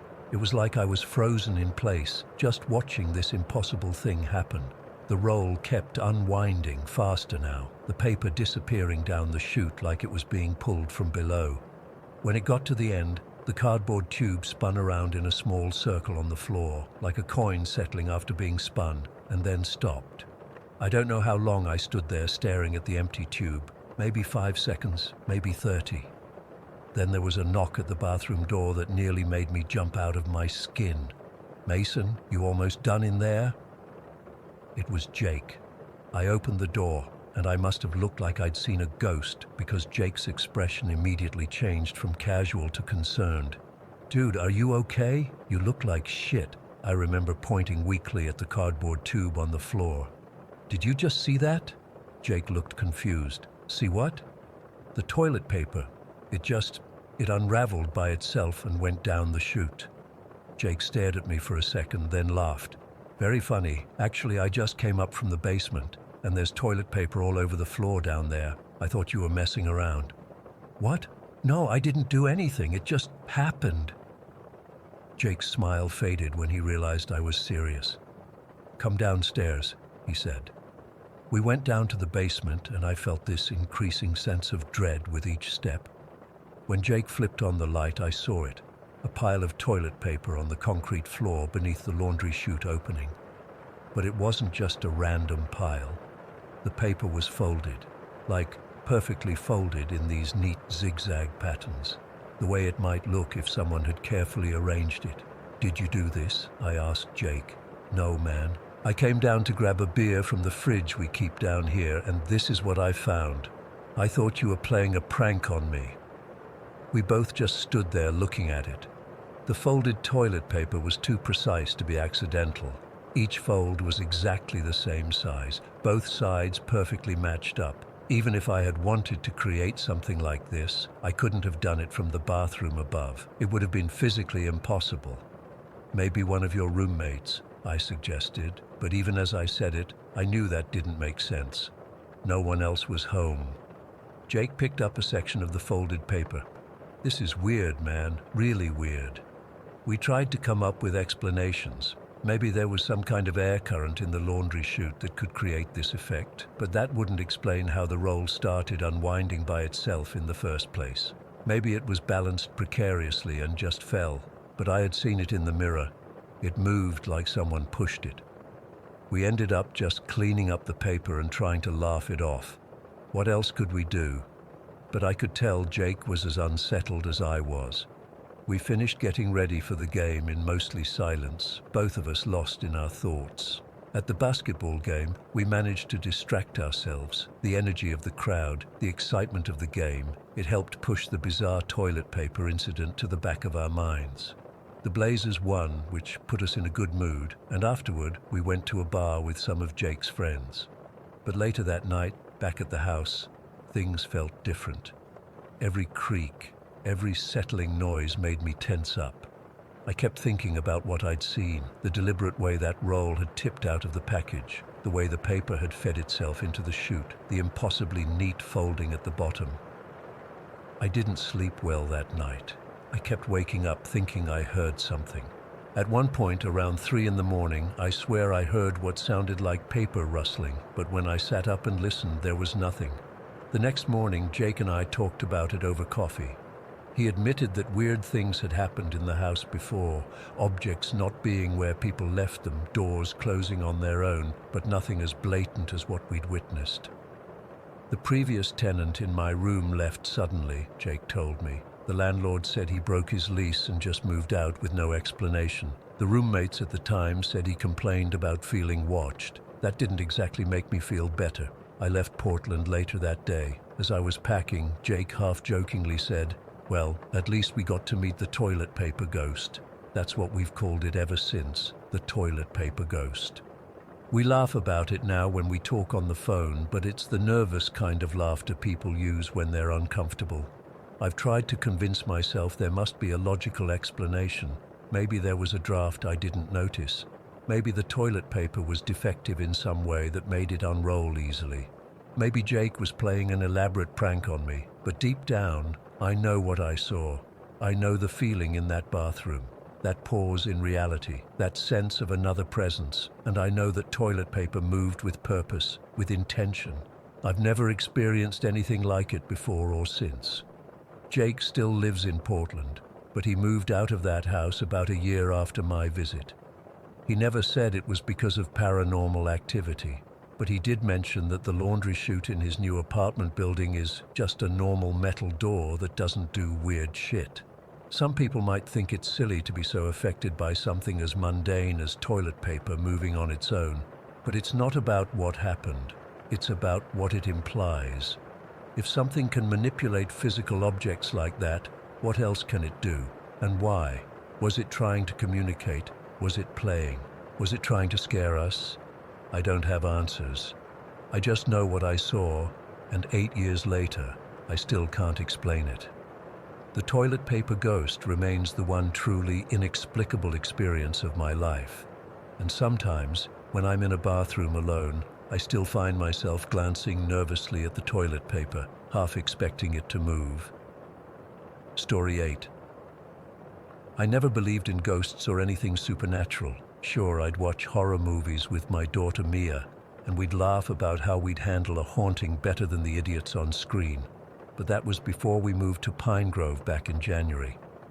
It's been about 3 months since we moved into this house. It's an older building split into 2 apartments. We're in the top unit, and there's a couple living downstairs. The rent was surprisingly affordable for the amount of space, especially compared to our old cramped apartment. I remember thinking we'd gotten so lucky finding this place. Now I know why it was so cheap. The first month was completely normal. Mia and I were settling in, unpacking boxes, arranging furniture, and trying to make it feel like home. She's 16, so of course she wasn't thrilled about changing schools mid-year, but she was adjusting better than I expected. I work full-time at an insurance office, so most weekdays it's just her here after school until I get home around 6. The strange things started happening gradually, so subtly that at first I didn't even connect the dots. It began with knocking, always on my bedroom door, always at night. 2 knocks, clear and deliberate. The first time I heard it, I called out, "Mia," thinking she needed something. No response. I got up and opened the door. The hallway was empty. I figured maybe she'd knocked and then changed her mind, gone back to her room. But then it happened again the next night, and the night after that, always around 11:30 or midnight, always 2 knocks. Sometimes it would repeat an hour later. I started getting out of bed to check immediately, but I never caught anyone at the door. Mia swore it wasn't her, and honestly, I believed her. She's not the type to play stupid pranks, especially not night after night. I began leaving my door slightly ajar, thinking maybe it was just the house settling or something. But no, the knocking continued, clear as day, on my partially open door. That's when I started getting genuinely unsettled. Then last Tuesday something happened that I still can't explain. I had left for work around 8 in the morning, and Mia texted me that she was feeling sick and staying home from school. Around 10:30, I got a text from our downstairs neighbor Lisa asking if we could turn down our TV because her boyfriend was trying to sleep after working a night shift. I texted Mia immediately. "Can you turn off the TV in the kitchen? Lisa says it's too loud." Her response sent a chill through me. "I'm still in bed upstairs, TV isn't on." I called her right away, thinking maybe she'd forgotten she'd turned it on, but she sounded genuinely confused and a little scared. She went downstairs to check and confirm the TV was indeed on, volume up high, playing some daytime talk show she would never watch. She swore she hadn't been downstairs all morning. When I got home that evening, we talked about it. Neither of us had an explanation. We even checked if the TV had some auto-on feature or timer, but nothing like that was programmed. I tried to rationalize it. Maybe Mia had sleepwalked and turned it on without remembering, but she's never sleepwalked in her life. But what happened last night? God, I don't even know how to process it. I had fallen asleep on the couch watching a movie. I woke up around 2 in the morning, disoriented and with a stiff neck from the awkward position. As I was about to get up and head to bed, I noticed something at the doorway between the living room and the hallway. It was Mia. At least it looked exactly like Mia. She was just partially visible, peeking around the door frame, only half her face showing, her long dark hair hanging down, wearing the oversized grey t-shirt she'd gone to bed in. "Mia?" I called out, my voice thick with sleep. "What are you doing up?" She didn't answer, just stared at me with one visible eye. "Mia," I repeated, now feeling annoyed. "Do you need something?" Still nothing, just that unblinking stare. "You're scaring me," I said, irritation masking my growing unease. "Stop being weird." That's when she, or it, stepped fully into the doorway. It was definitely Mia, or something that looked exactly like her. Same height, same build, same grey sleep shirt and black pajama pants. But something was off. The way she was standing was too still, too perfect, and her expression completely blank. I sat frozen on the couch, suddenly afraid to move. We stared at each other for what felt like forever, but was probably only seconds, and then it started to fade. Not like walking away or stepping back into shadows. I mean, literally fade away like an image dissolving. It started at the edges, her fingertips, the ends of her hair, becoming transparent, then disappearing entirely. The process moved inward until there was nothing left. The whole thing took maybe 10 seconds, and I watched every moment of it, unable to look away or even scream. When it was completely gone, I sat there for another minute, heart pounding so hard I could hear it. Then I bolted off the couch and ran straight to Mia's bedroom. She was there, asleep in her bed, wearing the exact same gray t-shirt and black pajama pants I had just seen on whatever that was in the doorway. I stood there watching her breathe, making sure she was real, until she stirred and noticed me. "Mom?" she mumbled sleepily. "What's wrong?" I couldn't tell her. Not right then. I just said I thought I heard something and was checking on her. I went back to my room but didn't sleep. How could I? I sat up all night with the lights on, jumping at every creak and sound in the house. This morning over breakfast, I finally told Mia what I saw. I half expected her to laugh or tell me I was dreaming, but she didn't. Instead, her face went pale. "I've been feeling like someone's watching me," she admitted, "especially at night.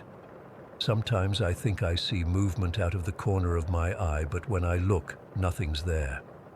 We spent the day doing research online about hauntings and doppelgangers. I even went to the local metaphysical shop and bought sage and incense, which I've been burning all day. The lady at the shop said it would cleanse the energy, whatever that means. I'm not usually into that stuff, but I'm desperate for anything that might help.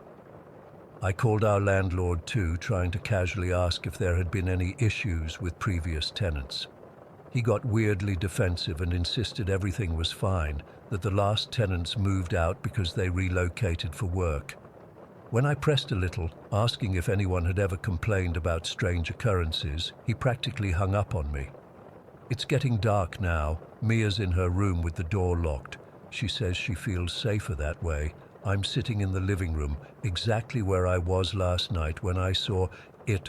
I've got all the lights on and the TV playing in the background for noise. The thing is, I keep questioning myself. Did I really see what I think I saw? Is it possible I was just half asleep and hallucinating? But it felt so real, and the fact that it was wearing exactly what Mia was wearing. How would my mind know that? I don't know what to do. We can't afford to break our lease and move right now. And honestly, who's to say whatever this is wouldn't follow us anyway? I keep looking at that doorway, expecting to see her. It again. The knocking hasn't happened tonight, at least not yet, but somehow that makes me more anxious, not less, like it's changing tactics. Mia just texted me from her room asking if I was just knocking on her wall. I wasn't. I don't think either of us is going to sleep tonight. Story 9.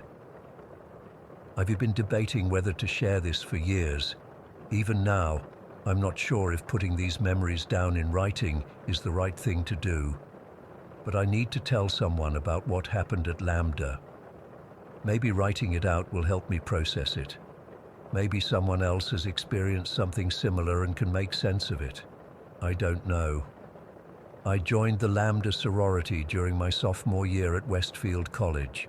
It's a small school in one of those picture-perfect college towns, the kind with a town square, local businesses that have been around for decades, and plenty of history. Lambda was one of the more established sororities on campus, and I was thrilled when I got my bid.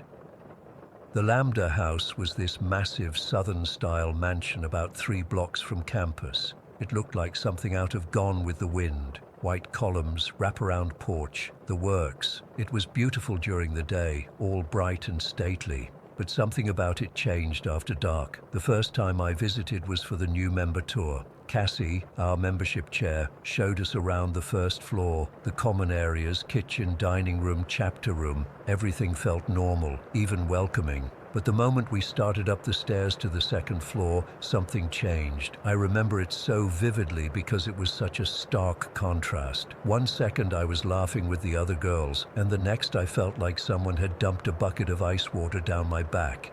The air literally changed. It got colder, heavier somehow.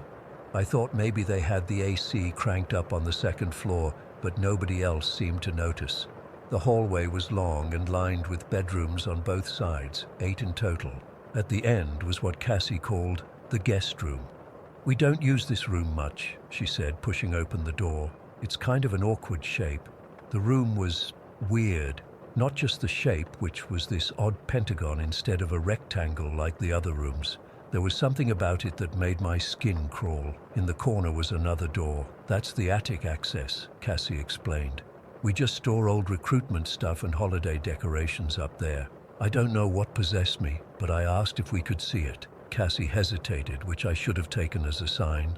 "Sure, I guess," she said finally, pulling a key from her pocket. "We keep it locked because the stairs are steep and it's kind of a hazard." The moment she opened that door, I regretted asking. The stairs were wooden, narrow, and disappeared into darkness. The light switch was at the top, so Cassie had to climb up first, feeling her way along the wall. When she finally hit the switch, I almost wished she hadn't. The attic was huge, stretching the length of the house, but that's not what made it unsettling. The walls were covered in cardboard, not like storage boxes. Actual pieces of cardboard had been nailed to the wall studs, and there was writing on them. Not graffiti, but tiny, meticulously written notes and symbols. Some looked like math equations, others like snippets of poetry or random words. "Yeah, we don't know what all that is," Cassie said with forced cheerfulness. "It was like this when the chapter moved in back in the 90s. The housing corporation said it would cost too much to renovate up here, so we just use it for storage." I couldn't shake the feeling that I'd stepped into a completely different building. The air was stale, musty, but also somehow charged, like the atmosphere before a thunderstorm. I didn't stay up there long. I made some excuse about being claustrophobic and was the first one back down the stairs. I never lived in the house. I had an apartment off campus that I shared with two non-sorority friends, but I spent a lot of time at Lambda for meetings, events, and just hanging out. Most of the time, it was fine. During the day, with lots of people around, you could almost forget the weird vibes from that second floor. Almost. It was during summer break after my junior year when things got really freaky. Most of the sisters had gone home, but I was staying in town for a summer internship. Melissa, our treasurer, was also staying to work on the books before fall recruitment. The house was basically empty except for us and occasionally Jen, who would pop in to water the plants. One night, Melissa and I were sitting in the kitchen, drinking wine and catching up. It was around 11, and the house was dead quiet. We were the only ones there. Then we heard it, a loud thud from upstairs, like something heavy had fallen. We both froze. Melissa whispered, "Did you hear that?"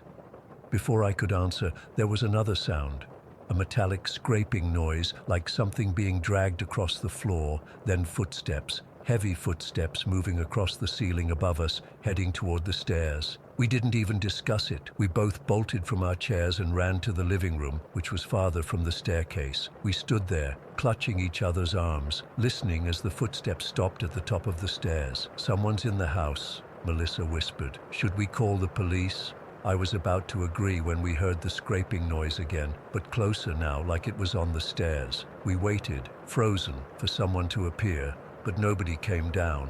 After what felt like hours, but was probably just a few minutes, Melissa grabbed a fireplace poker, and we cautiously made our way back to the kitchen. Nothing was there. Nobody was on the stairs. "Let's check upstairs," I suggested, trying to sound braver than I felt. We climbed the stairs slowly, jumping at every creak. The second-floor hallway was empty.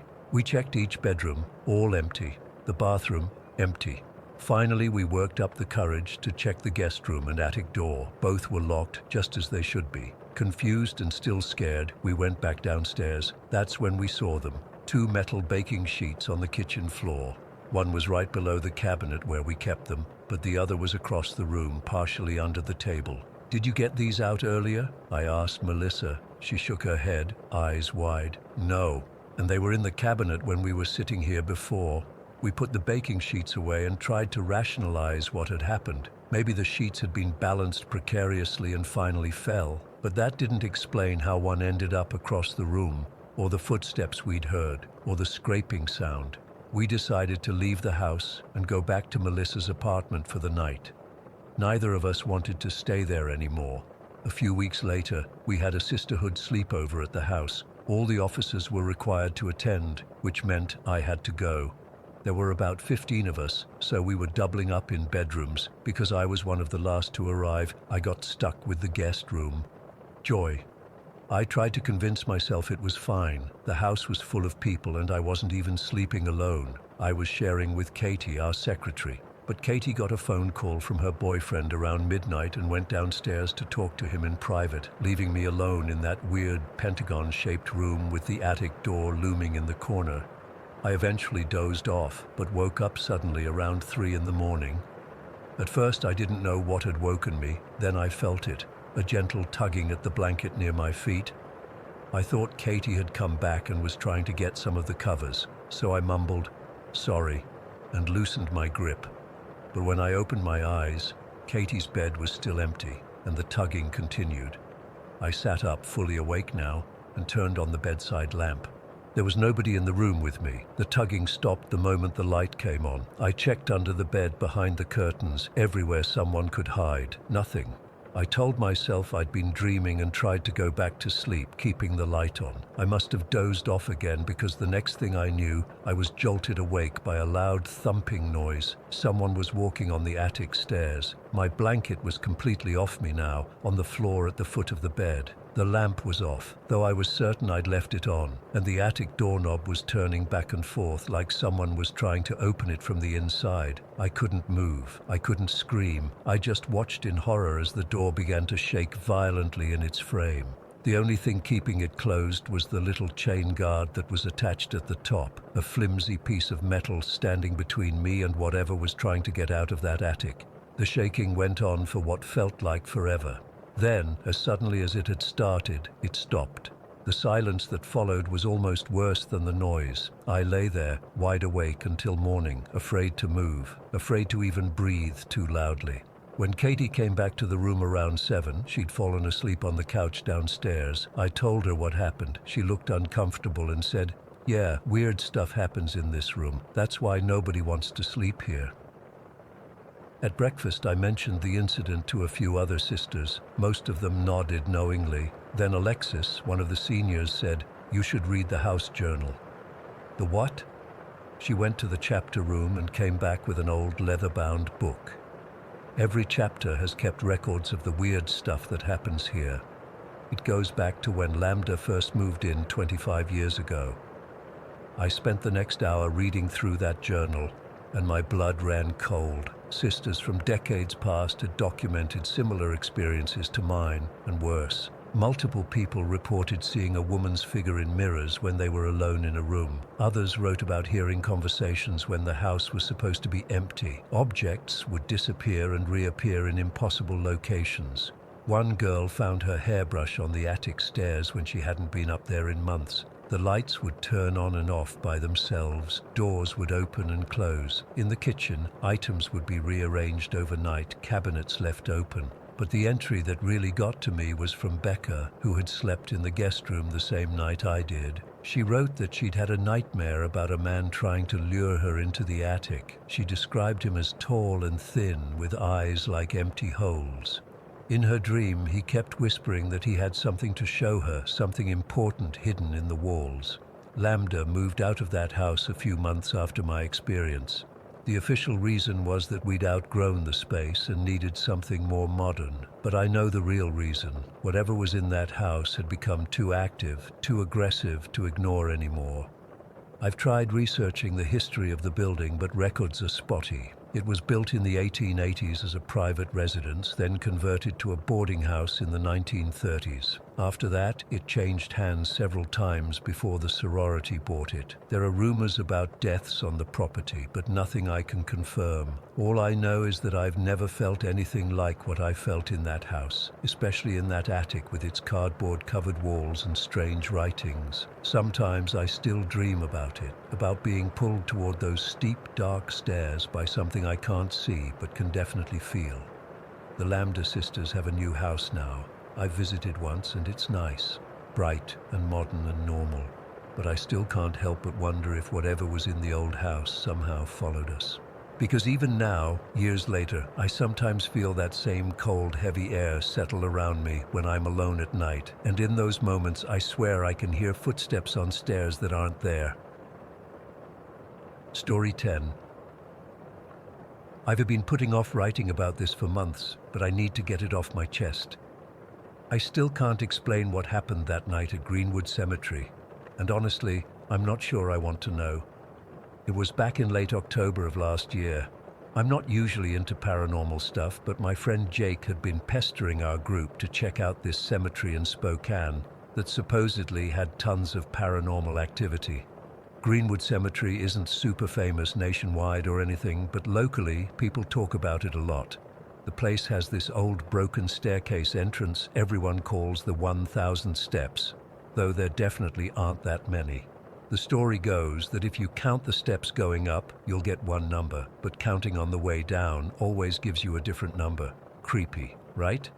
Jake, Melissa, and Chris had all been there before during the day, but they wanted to go back at night, and for some reason, I agreed to join. Honestly, I think I just wanted to prove I wasn't scared. I've always considered myself pretty rational. I'm usually the one pointing out the logical explanation when my friends get freaked out by some ghost story. Melissa picked me up around 9 that evening. It was one of those clear, cold fall nights where you can see your breath in the air. We met up with Jake and Chris in the parking lot near the cemetery entrance. Jake was all amped up, talking about how this was perfect ghost hunting weather. Chris seemed nervous, constantly checking his phone like he was hoping for an excuse to bail. Melissa was somewhere in between, excited but also clearly on edge. "You guys aren't going to believe this place," Jake said, pulling a flashlight from his backpack. "Last time I was here, my phone died instantly, even though it was at 80% battery." "Probably just the cold," I remember saying, which earned me an eye roll from Jake. "Always the skeptic, Alex," he replied. "Maybe you'll finally believe after tonight." As we approached the cemetery entrance, I noticed Jake had something else in his backpack. When I asked about it, he grinned and pulled out a Ouija board. "Seriously?" I said. "You actually believe those things work?" "It's not about believing," Jake insisted. "It's about being open to the possibility." The cemetery itself wasn't particularly scary looking, just old, lots of weathered headstones, some dating back to the 19th century. But there was something about those steps leading into the main grounds. They were cracked, covered in moss, and seemed to disappear into darkness, even with our flashlights pointed at them. "These are the famous steps," Melissa whispered, like someone might hear us. "People say they feel depressed or anxious walking up them. Some even claim they've seen figures standing at the top watching them." I nodded, trying to look unimpressed, but my heart was definitely beating faster. The four of us began climbing the steps, and I won't lie, there was a heaviness to the air. I figured it was just suggestion, my mind playing tricks because of all the stories I'd heard. At the top of the steps, Melissa wanted to take some photos. She handed her phone to Chris and pulled me next to her. "Come on, Alex, let's get one by this old tree," she said, pointing to a gnarled oak a few feet away. We posed, smiling awkwardly while Chris took a couple of shots. When he handed the phone back to Melissa, her face went completely white. "What the hell is that?" she whispered, turning the screen toward us. My stomach dropped. In the photo, there was clearly a dark, human-shaped shadow standing directly behind me, not just a blur or a smudge. It had a distinct form, like someone wearing a hooded cloak. The worst part was that it seemed to be leaning slightly, as if looking over my shoulder. "That's not funny, guys," I said, looking around to see if someone else was in the cemetery with us. "Did you edit that? Are you serious right now?" Chris snapped. "We just took it. How would we have edited it that fast?" Jake grabbed the phone and stared at the image. "Holy shit," he muttered, then immediately started scanning the area with his flashlight. "There's nothing here that could make that shadow." We all spread out, looking for anything that might explain the figure in the photo, a tree branch, another headstone, anything. Chris even took several more photos of the exact same spot, but nothing unusual appeared in any of them. My hands were shaking by this point. I've never been one to scare easily, but seeing that shadow, It felt personal somehow, like it had specifically chosen to stand behind me. "Maybe we should go," Melissa suggested, her voice barely audible. "No way," Jake replied. "This is exactly why we came here. Something's trying to communicate." I wanted to leave, but some stubborn part of me refused to show fear. Instead, I suggested we move to a different part of the cemetery. We walked toward the entrance, where there was this large cement circle embedded in the ground. It was about 10 to 15 feet across, with no markings or obvious purpose. "This looks like a good spot," Jake said, already unzipping his backpack to retrieve the Ouija board. The circle was eerily perfect, like it had been placed there specifically for rituals or something. As Jake set up the board, I noticed my friends hanging back. "Who's going to do this with me?" Jake asked, looking around expectantly. Melissa shook her head immediately. "Not after that photo." "No way." Chris backed up a step. "I'm just here to observe, man." They both looked at me. I should have declined too. Every instinct was telling me to walk away, especially after seeing that shadow figure. But instead, I heard myself say, "I'll do it." Jake seemed surprised, but pleased. "Great, let's see what we can connect with." As we sat down on opposite sides of the board, my friends moved closer, forming a loose circle around us. The temperature seemed to drop suddenly, and I remember seeing my breath in the beam of Melissa's flashlight. "Remember the rules," Jake said, his voice taking on an unusually serious tone. "Always say goodbye, never ask when you're going to die, and don't take your fingers off the planchette until we're finished." I nodded, placing my fingertips lightly on the plastic pointer. Jake did the same, and immediately I felt different. It's hard to explain, but it was like a fog descended over my mind.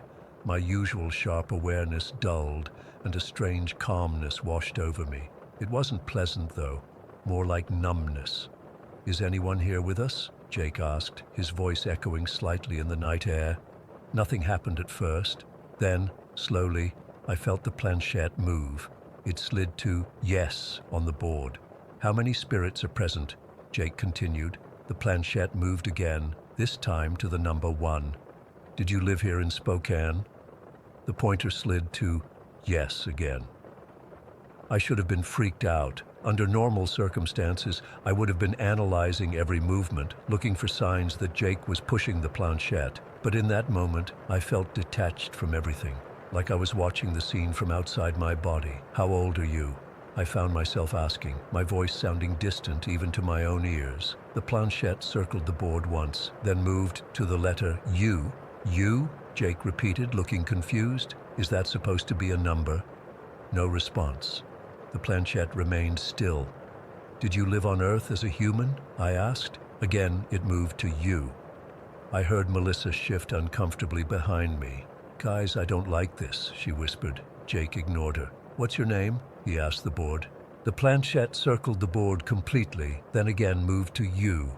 "It keeps going to U," Chris observed, his voice tense. "That's weird, right?" Something about this should have alarmed me, but in my foggy state I just continued asking questions. "Is there something you want to tell us?" I asked. The planchette moved quickly this time, circling U repeatedly. "Is there something you want from us?" I tried again. Same response. The pointer circled U over and over. I vaguely heard my friends talking behind me, their voices growing more concerned, but they sounded muffled, as if I was underwater. "Do you mean someone in our group?" I asked, still not comprehending what was happening. Again, the planchette circled U. "Alex," Melissa's voice cut through my fog slightly. "Alex, I think it's saying you. It wants you." Even then, I didn't react with the appropriate alarm. Instead, I asked, "Do you mean you, as in myself?"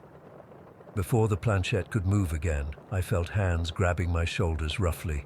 "That's enough," Chris shouted, pulling me backward and breaking my contact with the planchette. The moment my fingers left the board, it was like being doused with ice water. The fog lifted instantly, and a wave of anxiety crashed over me. My heart started racing, and I felt cold sweat break out across my forehead. "What the hell?" I gasped, scrambling to my feet. "We need to leave." "Now," Melissa said, already gathering her things. Jake looked disappointed but didn't argue. He quickly said goodbye with the planchette and packed up the board. As we hurried back toward the cemetery entrance, Chris kept glancing at me. "Dude, what happened to you?" he asked. "You completely zoned out." "I don't know," I admitted, feeling increasingly uneasy. I felt weird, like I wasn't fully there. "You didn't even react when we realized it was targeting you," Melissa added, her voice shaking slightly. "That's not like you at all, Alex. You're usually so cautious." The walk back to our cars felt 10 times longer than the walk in. Every shadow seemed to move, and I couldn't shake the feeling that we were being followed. I kept looking over my shoulder, half expecting to see that hooded figure from the photo. We said hasty goodbyes in the parking lot. Before I got into Melissa's car, Jake grabbed my arm. "You okay?" he asked, looking genuinely concerned. "Yeah," I lied. "Just creeped out, I guess." "That wasn't normal, what happened back there," he said quietly. "I've used Ouija boards before, and I've never seen anyone go into a trance like that." I didn't know what to say, so I just nodded and got into the car. The ride home was silent. Melissa tried to make small talk a couple of times, but eventually gave up when I only gave one-word answers. That night, I couldn't sleep. I kept replaying everything in my mind, trying to make sense of it. Why hadn't I recognized what was happening? Why did I feel so calm when I should have been terrified? And most disturbing of all, why did whatever we contacted seem so fixated on me specifically? I checked Melissa's photo probably 100 times that night, studying the shadow figure. There was something about the way it was positioned, not just standing behind me, but almost possessively, like it had claimed me somehow. It's been months now, and nothing overtly paranormal has happened since. No ghostly apparitions, no moving objects, no disembodied voices. But sometimes, when I'm alone at night, I get that same foggy feeling that came over me at the cemetery. Just for a moment. A brief sensation that my mind isn't entirely my own. I've looked up information about Ouija boards since then. Lots of people say they're just toys that work through the ideomotor effect. Unconscious movements we make without realizing it. But that doesn't explain the photo or the strange trance I fell into. What scares me most is the possibility that something followed me home that night. Not in a dramatic horror movie way with slamming doors and flickering lights, but in a quiet, patient way, something that's just waiting for the right moment to make itself known again. I haven't told my friends, but sometimes I wake up in the middle of the night with the distinct feeling that someone is standing at the foot of my bed, watching me, and in those moments, I swear I can hear something whispering, over and over, "You." Story 11. I still can't explain what happened that night, and it's been 3 months since it occurred. I've replayed it in my head countless times, trying to make sense of it, but I just can't find a logical explanation. I live alone in a small 2-bedroom house in Cedarwood, a quiet neighborhood where nothing ever happens. Well, nothing used to happen until that night. My only companions are my elderly miniature poodle, Pepper, who's been with me for 15 years, and my 2 pet rats, Nibbles and Bean, who I keep in a cage in my bedroom.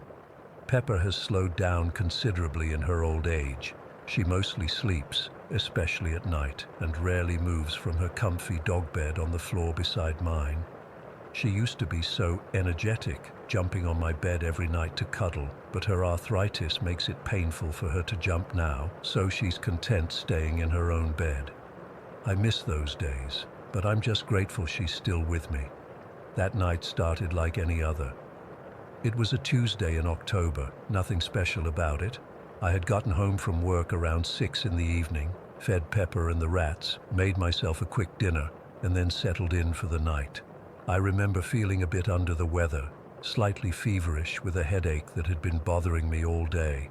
I probably hadn't been drinking enough water, as I tend to forget when I'm busy at work.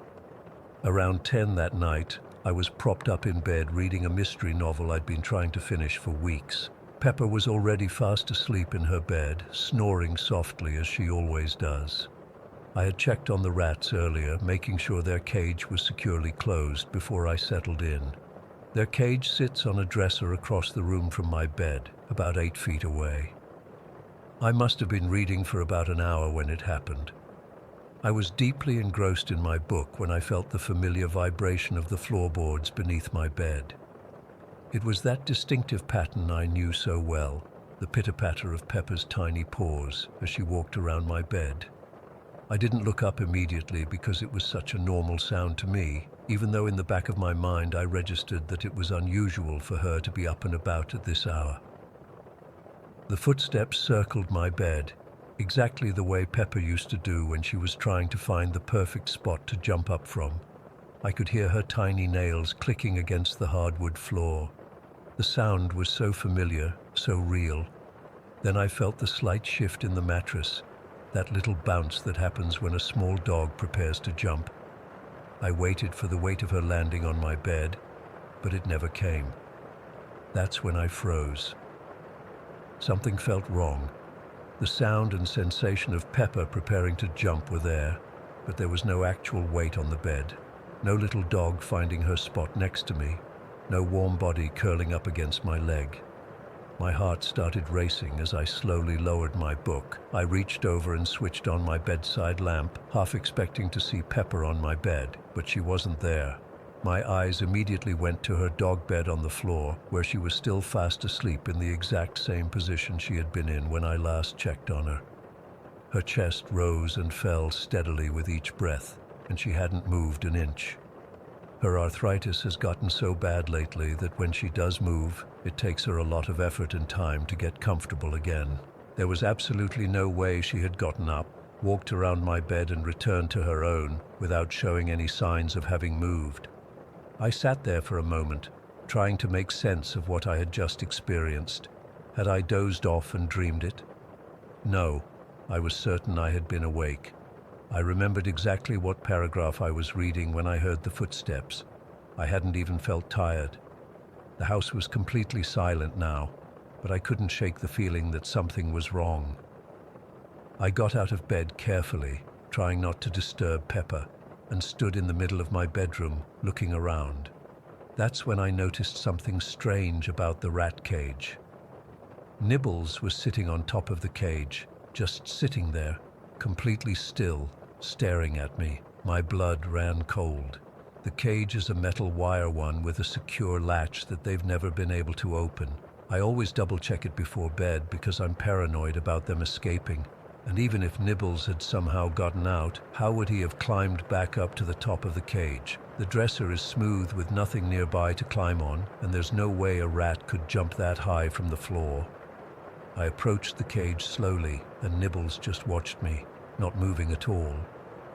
When I got closer, I saw that the cage door was still latched shut. Bean was inside, sleeping in his little hammock. I reached out with shaking hands and picked up Nibbles, who didn't resist at all, which was unusual for him. He's normally quite squirmy when I pick him up. I carefully opened the cage and put him back inside, checking the latch twice to make sure it was secure. I stood there for a few minutes, just watching the rats, trying to come up with some explanation for how Nibbles could have gotten out and then up on top of the cage, but there was no logical explanation. The cage hadn't been tampered with, and there was simply no way for him to climb back up there on his own. I went back to my bed and sat on the edge, feeling deeply unsettled. Pepper hadn't moved at all. She was still in the exact same position, her breathing unchanged. I reached down and gently touched her side, just to reassure myself that she was real. She stirred slightly, but didn't wake up. My headache was worse now, pounding at my temples. I got up and went to the bathroom to take some pain medication and drink some water, wondering if dehydration was making me hallucinate. But that wouldn't explain Nibbles being on top of the cage. I splashed some cold water on my face and stared at my reflection in the mirror. I looked tired, with dark circles under my eyes, but otherwise normal. No signs of someone losing their grip on reality. When I returned to my bedroom, everything seemed normal again. Pepper was still asleep, and both rats were now inside their cage. I checked the entire room, looking under the bed, in the closet, behind the curtains, anywhere something could hide. But there was nothing out of the ordinary. I got back into bed, but I couldn't bring myself to turn off the light. I sat there with my book in my lap, not reading, just listening. The house was completely quiet except for Pepper's soft snoring and the occasional rustle from the rat cage. After about 20 minutes of silence, I heard it again, the distinct sound of tiny paws on the hardwood floor circling my bed. My heart nearly stopped. I sat completely still, barely breathing, as the footsteps made their way around to the foot of my bed. I stared at that spot, waiting, seeing nothing but hearing everything. The small jump preparation, the subtle shift that should have been followed by weight landing on my bed, but again, nothing physically appeared. I called out, "Pepper." My voice sounded strange and strained even to my own ears. I looked over at her bed again and she was still there, unmoved, peaceful in her sleep. Whatever was walking around my room, it wasn't Pepper. My hands were shaking so badly that I dropped my book. It hit the floor with a loud thud that finally woke Pepper. She lifted her head groggily, looked around in confusion, then settled back down with a deep sigh. That small, normal action somehow made everything else seem even more terrifying. I couldn't stand it anymore. I got out of bed and turned on every light in the house. I checked all the doors and windows. Everything was locked and secure. I walked through each room, looking for anything out of place, but found nothing. When I returned to my bedroom, I noticed something that made my skin crawl. Nibbles was once again sitting on top of the cage, in the exact same position as before, staring at me. The cage door was still latched shut. At this point, I was terrified. I picked up Pepper, who grumbled at being disturbed, and carried her with me to the living room. I put her down on the couch and then went back for the rat cage. I didn't want to leave any of my pets alone in that bedroom. Nibbles was still on top when I approached, but he allowed me to pick him up and place him back inside with Bean. I carried the entire cage to the living room and set it on the coffee table. I spent the rest of the night on the couch with all the lights on, Pepper curled up beside me, the rats in their cage where I could see them. I didn't sleep at all. Every sound made me jump. The refrigerator humming, the house settling, the occasional car passing by outside. But the sound of those tiny paws walking around didn't return. When morning finally came, I was exhausted but relieved. In the daylight, I tried to rationalize what had happened. Maybe I had been half asleep and dreamed the footsteps. Maybe Nibbles had found some way to escape that I couldn't figure out. Maybe my illness and dehydration had caused me to hallucinate, but none of these explanations feel right. The footsteps were too real, too familiar, and they weren't Pepper's current footsteps. They were how she used to sound years ago, before arthritis slowed her down. It was like hearing an echo from the past. As for Nibbles appearing on top of the cage twice with the door still latched, I have no explanation at all. It defies all logic. I've been sleeping in the living room ever since. I just can't bring myself to go back to that bedroom at night. I've never experienced anything paranormal before, and I've always been skeptical about such things, but now I'm not so sure. Was it a residual haunting, some kind of echo of Pepper's past routine? Was something mimicking her? Was something playing with my rats? I still don't know what happened that night, and I'm not sure I ever will. But sometimes when the house is quiet, I still hear those familiar footsteps, and I wonder what's walking around my home when nothing should be there. Story 12. I never believed in the supernatural. I used to roll my eyes when people talked about bad energy or haunted objects. That changed last year. What I'm about to share still keeps me up at night, and I'm only writing this because I need to get it off my chest. Maybe someone else has gone through something similar. My fiancée Eliza and I had been living in our Brookside apartment for about 3 years when things started going sideways. We were happy. I had a decent job in IT, she worked as a nurse at the local hospital, and we had our cat, Milo, who we'd adopted as a kitten 5 years ago.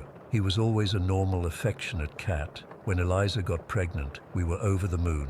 Everything seemed perfect. The first weird things started happening about a year ago. It was subtle at first, just random noises at night. You know, The kind you hear and think, oh, the cat must have knocked something over. I'd get up to check, but nothing would be out of place. Milo wouldn't even be in that part of the apartment. I'd find him curled up on our bed, looking at me like I was crazy for waking him. As Eliza's pregnancy progressed, the noises became more frequent. Footsteps in the hallway, cabinets opening and closing, the sound of something being dragged across the floor. Each time I'd check, and each time nothing would be out of place. Then Milo started acting weird. He'd always been this chill, lazy cat who just wanted to sleep and get belly rubs. But around the 6-month mark of Eliza's pregnancy, he started racing through our hallway like a bat out of hell at all hours. His eyes would get huge, and he'd stare intensely at empty corners. At first we laughed it off. Zoomies, you know? But then he started avoiding certain areas of the apartment altogether. He wouldn't go near the nursery we were setting up or the hallway leading to our second bathroom, and that's when we started seeing them.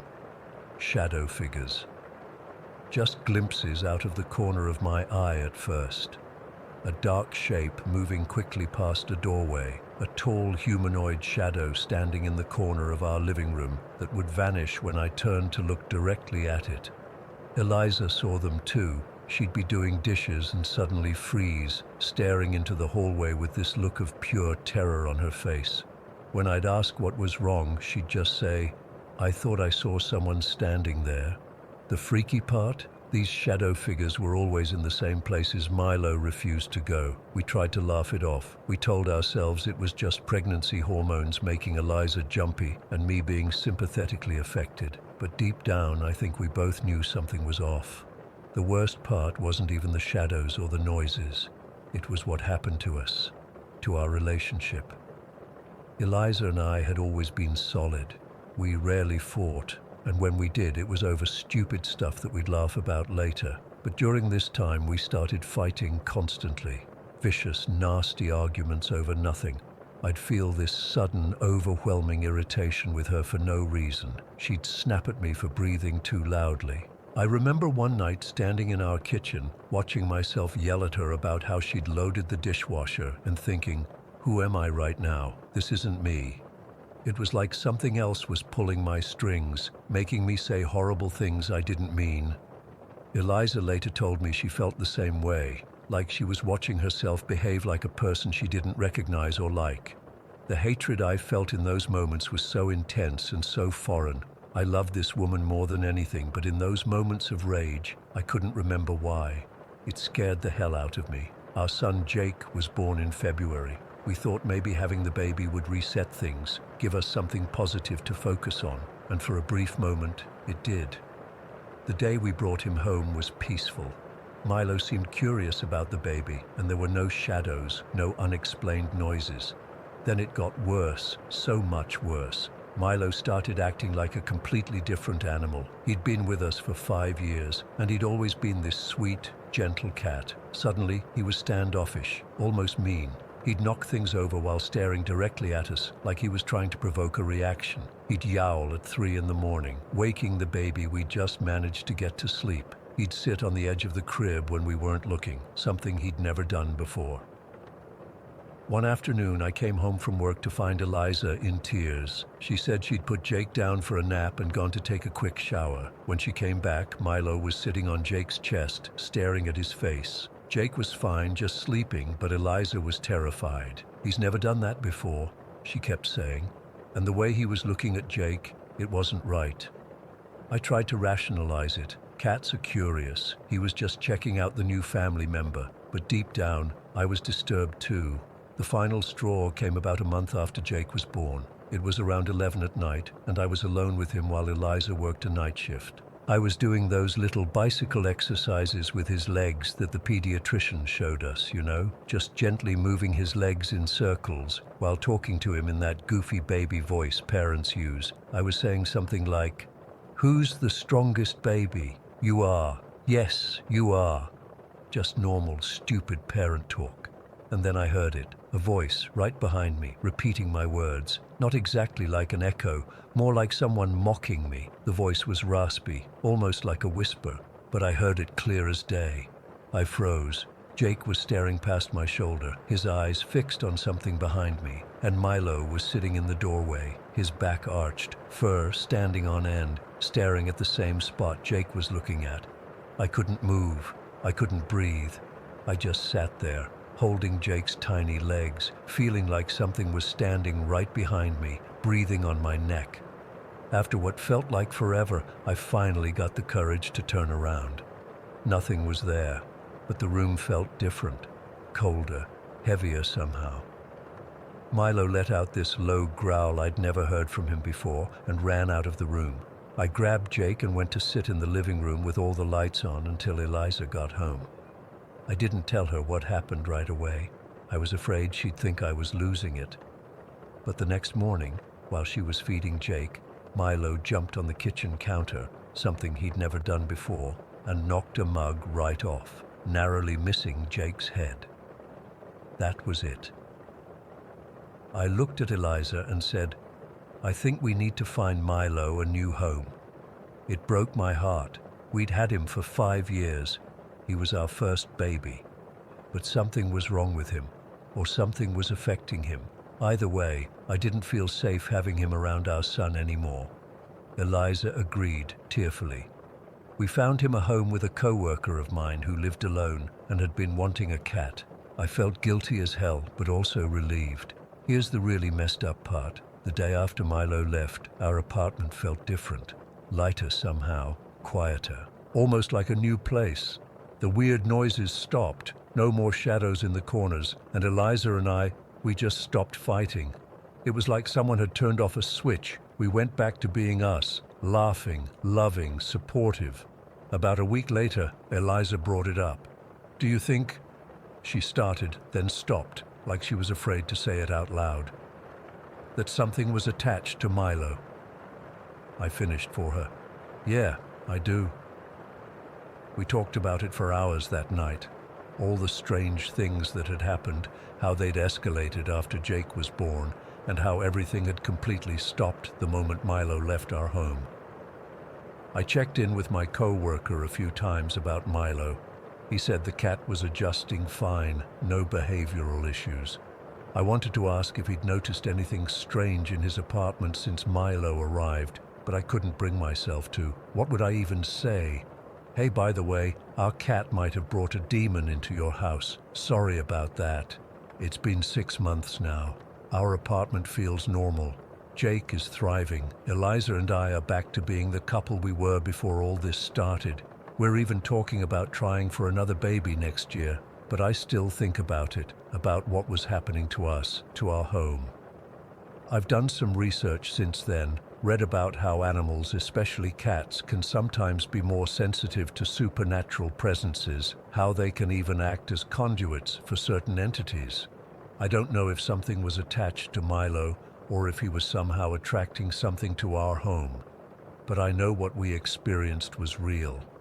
I used to scoff at people who talked about haunted objects or animals carrying negative energy. I'd think, just get rid of it if it creeps you out so much. Now I understand it's not that simple. When you love something, a pet, a family heirloom, whatever, it's hard to accept that it might be causing harm. You make excuses, you rationalize, you tell yourself it's all in your head.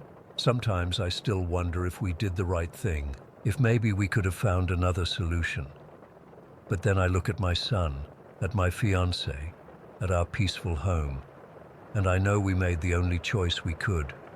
Whatever was in our apartment, whatever was using Milo, or following him, or attached to him, it's gone now, and I hope to God it stays gone, because the thought that it might someday find its way back to us is the thing that keeps me up at night.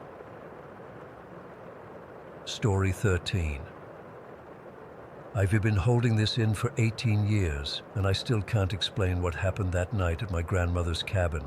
I was 10 years old, and even now at 28, I break into a cold sweat thinking about it. My grandmother lived in this super isolated cabin in Cedar Ridge. When I say isolated, I mean isolated. No neighbors for miles, no electricity, no running water. Just a small generator she only used when absolutely necessary. The place was surrounded by dense forest, tall pines that blocked out the sky and made everything feel closed in, even during the day. I spent a lot of time there as a kid, especially during summer breaks when my parents were working. They thought it was good for me to connect with nature or whatever. Most of the time I actually loved it. During the day I'd explore the woods, never going too far, help Grandma with her garden, or read books on the porch. But nighttime was different. The darkness out there isn't like city darkness. It's complete, absolute, like being wrapped in black velvet. The bathroom situation was basically an outhouse about a football field away from the main cabin. During the day, it was fine, but at night, Grandma always walked with me. Always. She'd carry this old metal lantern, and we'd make the trek together, me holding her hand the whole way. That night in August 2005, I woke up around 2 in the morning, absolutely bursting to pee. I couldn't hold it another minute. I remember laying there, debating whether to wake Grandma. She'd been extra tired that day after chopping and stacking firewood, and I could hear her soft snoring from her room. I'm 10, I thought to myself. I'm not a baby, I can go myself. So I grabbed the heavy black flashlight from beside my bed, slipped on my shoes, and quietly opened the cabin door. The hinges creaked and I froze, worried I'd wake Grandma. But her snoring continued, so I stepped outside.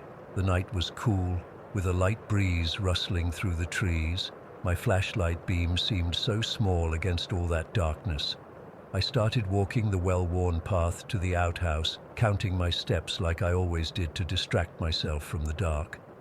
I was about halfway there when I heard it, a branch snapping maybe 40 feet to my left, deep in the trees. I stopped dead in my tracks. My heart immediately started hammering in my chest. There were mountain lions in those woods. Grandma had warned me countless times. We'd even seen tracks near the creek earlier that week. I stood completely still the way Grandma taught me and slowly turned my flashlight toward the sound. What I saw wasn't a mountain lion. I almost wish it had been. Standing between 2 pine trees was a person, except not a person. Not really. It was shaped like a person, but everything about it was wrong. So wrong. Its face was fixed in this horrible grin, teeth bared like an animal, but the worst part was its neck, tilted at this impossible angle, like it had been broken and never set right. Its head was practically resting on its shoulder. It stood in this wide stance with hunched shoulders, arms hanging too long at its sides. The whole posture was just wrong, like someone trying to mimic a human but not quite getting it right. I couldn't move. I literally couldn't make my body respond. I just stood there, flashlight beam shaking on this thing, and then it started to beckon to me. It raised one arm and curled its fingers inward, over and over like you'd call a dog or a small child. "Come here," the gesture said. Its grin stretched wider, impossibly wide, and as it beckoned, its head tilted further, rolling to the side until it was completely upside down, the face looking at me from beneath its own armpit. I've never felt terror like that. It was like ice water being injected straight into my veins. I couldn't breathe, couldn't think. My bladder let go, and I felt warmth spreading down my legs, but I barely registered it. Finally, my body responded. I turned and ran faster than I'd ever run in my life. The path back to the cabin seemed 1,000,000 miles long. My lungs burned. Branches whipped at my face. I tripped over a root and went sprawling, the flashlight flying from my hand. It landed several feet away, pointing back toward the trees. I scrambled up without it. I couldn't go back for it. I just couldn't.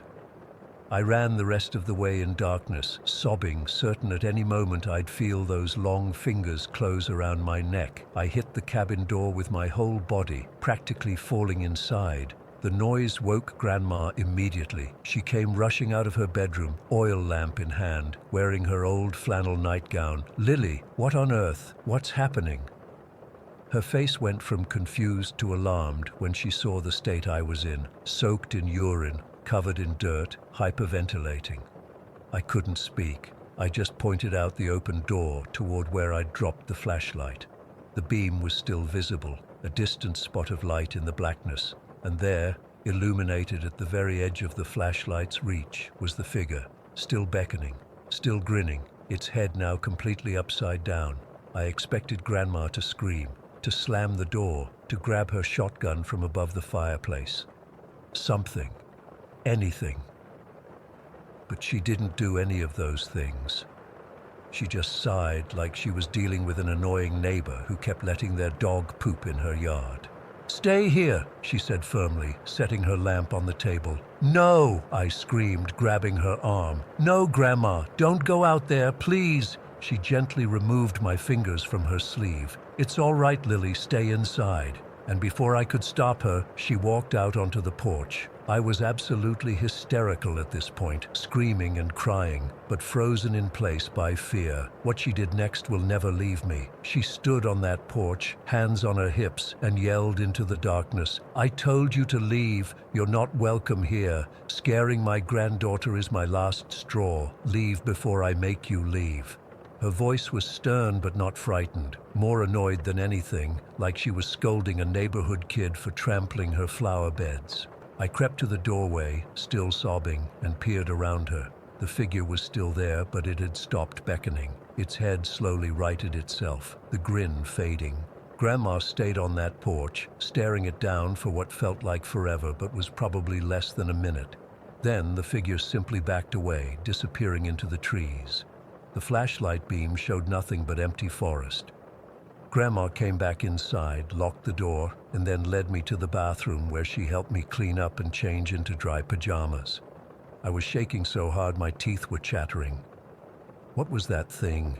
I finally managed to ask as she tucked me into her bed, not wanting me to sleep alone. She sat on the edge of the mattress and was quiet for a long moment. "Someone who used to live here," she finally said. "He can't move on, even though he chose to leave this world." A ghost?" I whispered. She nodded.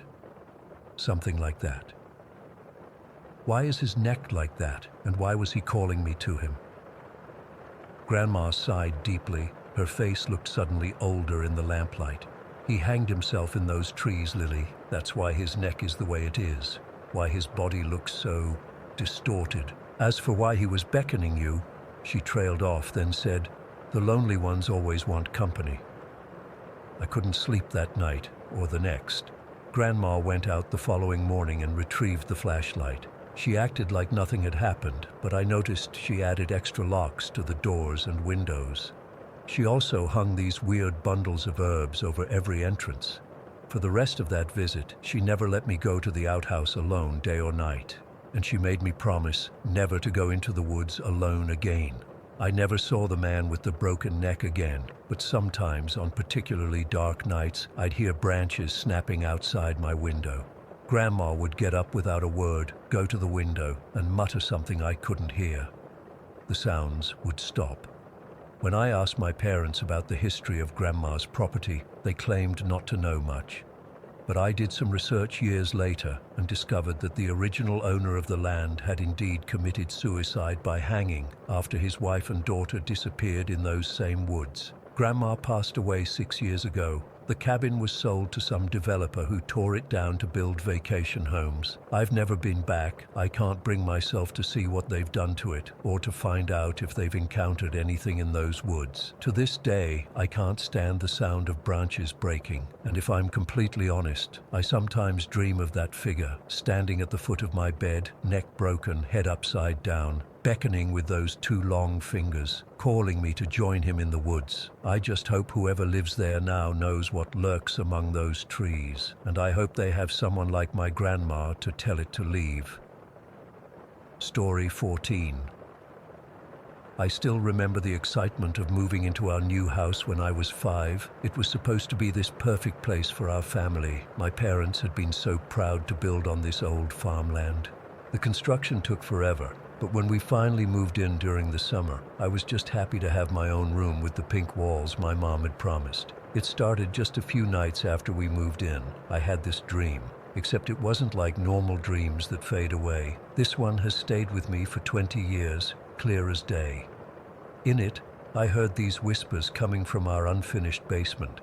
They weren't saying words exactly, more like hushed sounds that somehow pulled me downstairs. I remember my bare feet on the cold concrete as I walked down those steps in my dream. That's when I saw it for the first time, a shadow darker than the darkness around it, partially hidden behind one of the support beams. It didn't move, just watched me. I woke up sweating, but convinced myself it was just a nightmare. About a week later, my mum was picking me up from the bus stop after kindergarten. We were walking to the car when I noticed something by the edge of our property where some trees were. I didn't feel scared. That's the weird part. I just turned to my mom and asked, "Do you see that black thing over there?" The way her face changed still sticks with me. She grabbed my hand so tight it hurt and practically threw me into the car. I remember her hands shaking as she called my dad on her cell phone. The morning after that, I was sitting on my parents' bed while my mom was getting ready for work. I was playing with my Barbie when I looked up and saw it again, just standing in the corner of their bedroom. Again, I wasn't really scared. It was just there, like furniture or something. I said, "Mommy, that black thing is in your room." She dropped her hairbrush and yanked me out of the room so fast I left my Barbie behind. I didn't get it back until my dad came home and went in to get it. One afternoon, maybe a month later, I was coloring at the kitchen table while my mom made lunch. Dad was at work. Suddenly, we heard these heavy footsteps right above us, in the attic. It wasn't like animals scratching or something small. It sounded exactly like someone walking with boots, pacing back and forth. Then there was this loud pounding, like someone banging their fist on the floor. My mom and I looked at each other, and I knew she heard it too. That was the first time I felt really scared, because my mom looked terrified. She called my dad again, and he came home early to check the attic. He found nothing. No signs of entry, no animals, nothing disturbed. As I got older, I developed these weird habits. I never turned my back to open doorways. I'd sit with my back against the wall whenever possible. When I played in my room, I'd often hide behind my bed rather than sit in the middle of the floor. It was just this constant feeling of being watched. The worst was at night. I'd sometimes wake up around 3 in the morning and find a shadow figure standing at the end of my bed. It was always the same. Tall, darker than the darkness, with no real features, but somehow I knew it was looking at me. The first few times this happened, I screamed for my parents. They'd come running in, turn on the lights, and find nothing. Eventually, I stopped calling for them. I'd just pull the covers over my head and count to 100, or until I fell back asleep. My parents tried to help. They had our pastor come bless the house. My dad installed more lights to eliminate shadows. My mom even tried burning sage after reading about it online. Nothing worked. The shadow man, that's what I called it in my head, would still appear in doorways or at the end of hallways. I developed strategies to avoid being alone in certain parts of the house. I always waited for someone else to walk upstairs with me. I'd run past the basement door. I refused to go into our garage alone. We lived in that house for 7 years. By the time I was 12, I'd almost gotten used to it.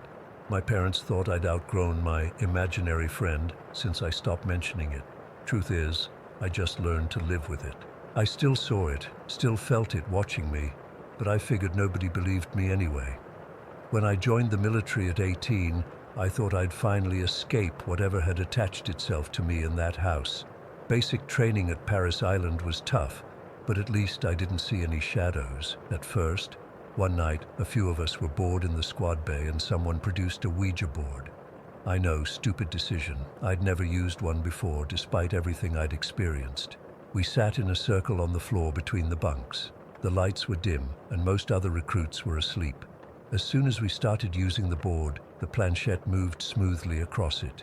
We contacted something that called itself Jake. It said it was 19 years old.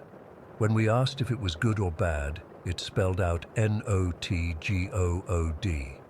I got this sick feeling in my stomach, like I'd just opened a door that had been kept closed for a reason.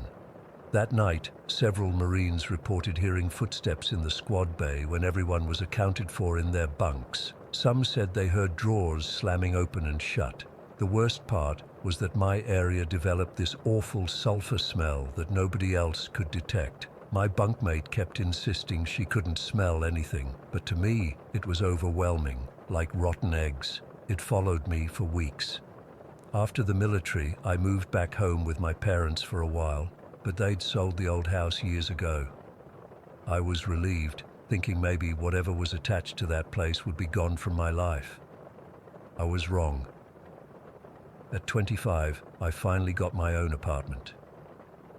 It was small, but mine. The first night there, I woke up at, you guessed it, 3 in the morning. There was a shadow in my bedroom doorway. My heart sank. It had followed me again. Over the next few weeks, lights would flicker when I entered rooms. Doors I'd closed would be open when I returned. Once I was taking a shower and the bathroom door, which I always kept closed because of the draft, slowly swung open on its own. There was no breeze, no logical explanation. I've tried everything over the years. I've consulted psychics who tell me I have something attached to me from childhood. I've had my places blessed, burned sage, carried protective crystals. You name it, I've tried it. Nothing works permanently.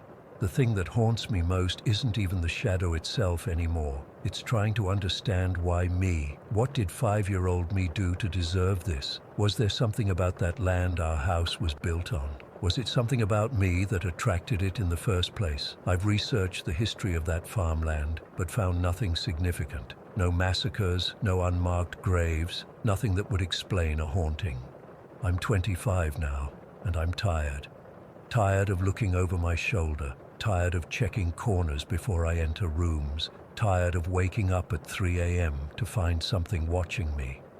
Sometimes I think about using a Ouija board again, trying to communicate with whatever this is, to ask it what it wants from me, but I'm afraid of making things worse. Last night, I woke up again to find it standing closer than ever before, right beside my bed instead of at the foot of it. For the first time in years, I felt that childhood terror again. It seemed more solid somehow, less like a shadow and more like a figure wearing darkness. I could almost make out features, where eyes should be, where a mouth might form. I lay perfectly still, afraid to even breathe. Then my phone lit up with a notification, casting a brief glow across the room, and it was gone. But I know it'll be back tonight or tomorrow. It always comes back. 20 years of this, and I still don't know what it wants or why it chose me. All I know is that it's been with me for so long now that I sometimes wonder if it's actually protecting me from something worse, something I can't see yet, but that it's been keeping at bay all these years. That thought scares me more than anything else. Story 15. I still get goosebumps thinking about what happened last semester. I've always been a logical person. Never believed in ghosts or anything supernatural. But after what I experienced, I'm not so sure anymore. My name's Jake. I'm 15 now, but this happened during my freshman year at North Avon High. It's a pretty average school in our small coastal town. Nothing special or weird about it. At least that's what I thought. It was during my PE class in early September. We were doing our swimming unit, which I was actually looking forward to because I've always been a decent swimmer. Our teacher, Mr. Reeves, had us doing different exercises in the school pool to test our abilities. That day was unusually hot for September. The chlorine smell was strong, and the blue water of the pool looked inviting after running laps around the track. I remember the sunlight streaming through the high windows, creating these dancing patterns on the water's surface. During a break between exercises, I was sitting on the edge of the pool with my feet dangling in the water. My friend Tyler was beside me, complaining about how Mr. Reeves was making us do too many laps. I wasn't really listening, though. I was staring at the water, thinking about something totally random. "I bet I could hold my breath longer than you," I said to Tyler, interrupting his rant. Tyler snorted. "No way, dude, I'm on the swim team." "Let's find out," I challenged him. Before he could respond, I slid into the water and sank to the bottom of the pool. It wasn't very deep, maybe 6 feet at that section. I crossed my legs and sat on the bottom, letting all the air out of my lungs to help me stay down. I closed my eyes and focused on staying calm. I've always been pretty good at holding my breath. When I was younger, my dad and I would have contests in our backyard pool. I usually won, and my record was around 1 minute and 45 seconds. Not Olympic level or anything, but decent. So there I was, sitting at the bottom of the school pool with empty lungs, counting seconds in my head. The underwater quiet was peaceful, that muffled silence that only exists beneath the surface. I could feel my heartbeat in my ears, steady and slow. That's when it happened. I was at about 45 seconds when I heard it. A voice, clear as day, like someone was right next to me underwater. A young boy's voice saying 3 simple words, "Please breathe." My eyes shot open. The voice was so distinct, so close. I was sure someone had jumped in and was right next to me, but there was no one there. Just the blue of the pool and sunlight filtering through the water above. I panicked. I pushed off from the bottom and shot to the surface, gasping for air. My heart was racing and I frantically looked around. Tyler was still sitting on the edge of the pool, looking at his phone. A few other classmates were at the other end of the pool. No one was near me. No one was even looking my way. "Dude, that was weak," Tyler laughed, glancing up from his phone. "Like 30 seconds? I thought you said you were good at this." I pulled myself out of the pool, water streaming off me. "Did you hear that?" I asked, still breathing hard. "Hear what?" "That voice, in the water." Tyler gave me a weird look. "What are you talking about?" No one said anything. I sat down beside him, trying to calm my racing heart. "I swear I heard a kid's voice when I was underwater. It told me to breathe." "Probably just the water pressure messing with your ears," Tyler shrugged. But I could tell he was a little freaked out too. I tried to play it cool for the rest of class, but I couldn't shake the feeling. That voice was so clear, so real. It wasn't my imagination or water pressure. Someone, or something, had spoken to me. When class ended, I changed quickly and headed to my next period. I tried to forget about it. Just a weird thing that happened. Probably nothing. But throughout the day, I kept hearing those words in my head. "Please breathe." After school, I was waiting for my mom to pick me up. She texted saying she'd be 15 minutes late because of traffic. Great. I didn't feel like sitting around the front entrance where everyone could see me waiting like some loser freshman, so I decided to wander around the school grounds a bit. I found myself walking toward the back of the school, near the gym and pool. I hadn't really explored this area before. There was a small garden-like area with benches that I hadn't noticed. It was quiet with no other students around. That's when I saw it. A small rock, about the size of a basketball, partially hidden by some bushes near the fence, separating the pool area from the parking lot. Something about it caught my eye. It didn't look like a natural rock. It looked placed there, intentional. I walked closer and realized it was a memorial stone. It had an engraving on it. I knelt down and brushed away some leaves to read the words, "In loving memory of Zerky Rainey, forever in our hearts, September 12th, 2010. I didn't think much of it at first, sad obviously, but I didn't make any connection to what had happened earlier. I took out my phone and snapped a picture of the memorial stone. Without really thinking about it, I sent it to Tyler with the message, "Check out what I found behind the gym." My phone buzzed almost immediately with his response. "Dude, look at the date." I looked at the photo again, focusing on the date this time, September 12th, 2010, and then it hit me like a truck. Today was September 12th, the exact same day just 13 years later. The same day I'd heard that voice in the pool. A chill ran down my spine despite the warm afternoon. I stared at the stone, reading the name again. Zerky Rainey. I'd never heard that name before. My phone buzzed again with another text from Tyler. "Google it." With shaking fingers, I opened my browser and typed in Zerky Rainey North Haven. The first result was a local news article from 2010. My mouth went dry as I clicked on it.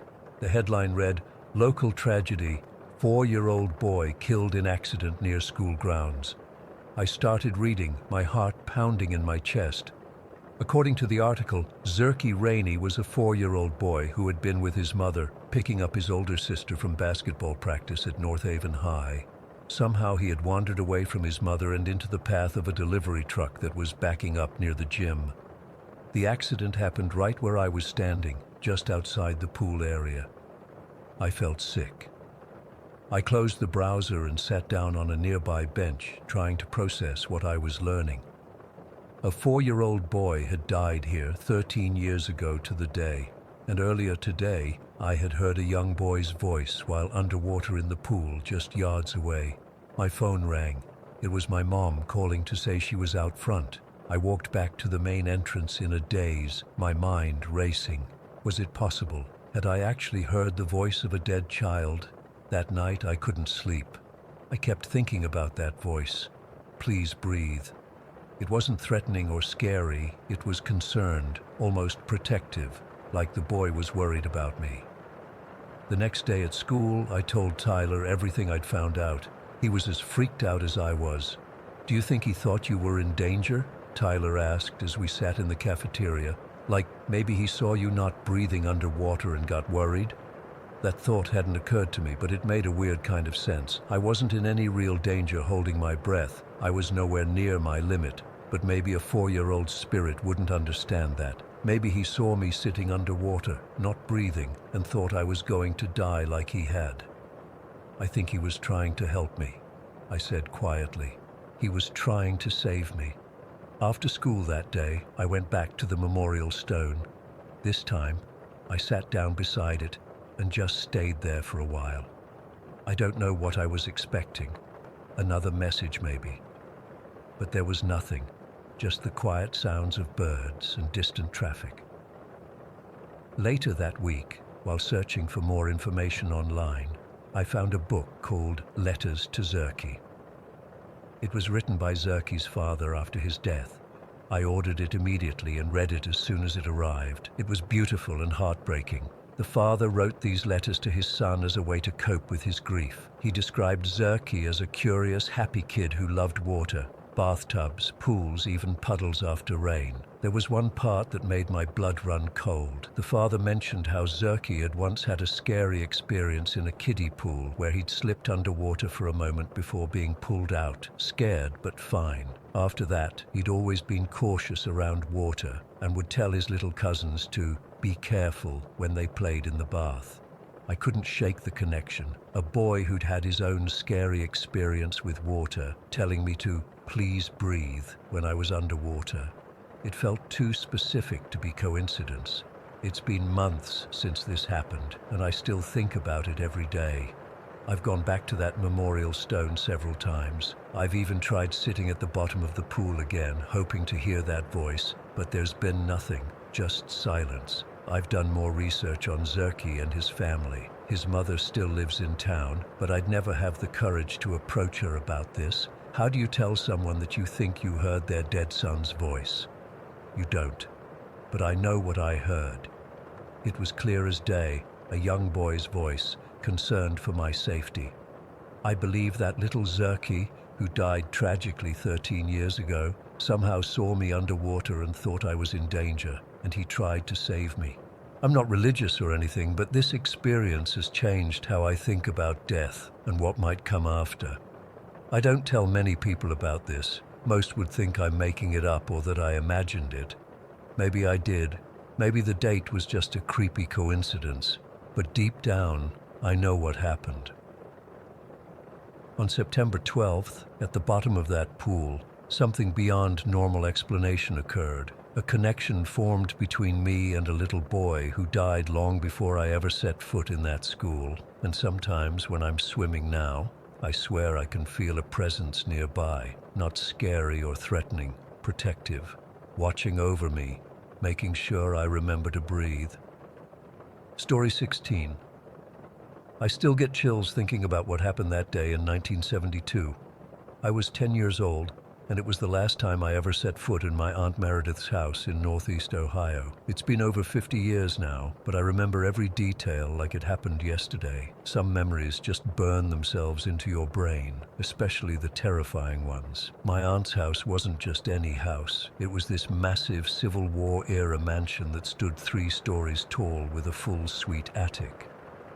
The place was enormous, with more rooms than I could count. High ceilings, ornate woodwork, and these long, dark hallways that seemed to stretch forever. The worst part was all the secret passages connecting rooms on opposite sides of the building. My cousin Jamie showed me a few of them during previous visits, but said there were others she hadn't even explored herself. What made the whole place even creepier was that Aunt Meredith and her 3 sisters my great aunts, were all into witchcraft, not the Hollywood movie kind, but real practices they took seriously. They had these gatherings where they'd burn herbs and chant in languages I didn't understand. My mom never talked about it directly, but I overheard her telling my dad once that the sisters had unusual beliefs, and that's why we didn't visit more often. The house always had this heavy feeling, like the air was thicker inside. There were odd smells, herbs, candles, and something else I couldn't identify. Weird symbols were carved into door frames, and there were little bundles of dried plants hanging in certain corners. My aunt had all these old books with strange writing and drawings. I wasn't supposed to touch them, but I peeked once when nobody was watching. The pages were yellowed and covered with handwritten notes and diagrams that made no sense to me. That final day, my mom had dropped me off to spend the afternoon with my cousin Jamie while she ran errands. We'd been playing board games in what they called the schoolroom, this big room at the front of the house with tall windows and bookshelves. Around 2 o'clock, Aunt Meredith came in and told Jamie they needed to run to the pharmacy to pick up some medication for my uncle. "Victoria, you'll be fine here by yourself for 30 minutes, won't you?" Aunt Meredith asked. "We'll be right back." I wasn't thrilled about being left alone in that house, but I nodded anyway. I was 10, old enough to be by myself for a little while, even if the place gave me the creeps. "Don't go exploring," Jamie warned with a smile. "Remember what happened last time?" She was referring to when I'd gotten lost in the maze of connecting rooms and started crying until they found me. After they left, I stood by the window in the schoolroom, watching their blue Oldsmobile back down the long gravel driveway. It was a bright, sunny day outside, which made the contrast with the dim interior of the house even more pronounced. I remember how the dust particles floated in the sunbeams coming through the windows, making little galaxies in the air. I decided to finish the game of Clue we'd been playing, moving both Jamie's pieces and mine around the board just to pass the time. The big grandfather clock in the corner ticked loudly, echoing in the quiet room. The house made all those noises old houses make, creaking floorboards, settling foundations, the occasional pipe knocking. I must have been alone for about 5 minutes when I heard it. "Hey Victoria, come here a minute." It was Jamie's voice, clear as day, coming from the basement. I froze, the game piece clutched in my hand. My skin instantly prickled with goosebumps, and my stomach dropped. I'd just watched Jamie drive away with my aunt. There was no way she could be in the basement. "Victoria, I need to show you something. Come down here."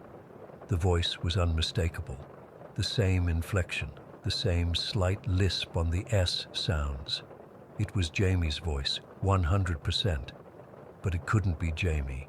I sat there paralyzed, trying to make sense of what I was hearing. Maybe they'd come back for something they forgot, but I would have heard the car, would have seen them through the window. And why would Jamie go straight to the basement without coming to find me first?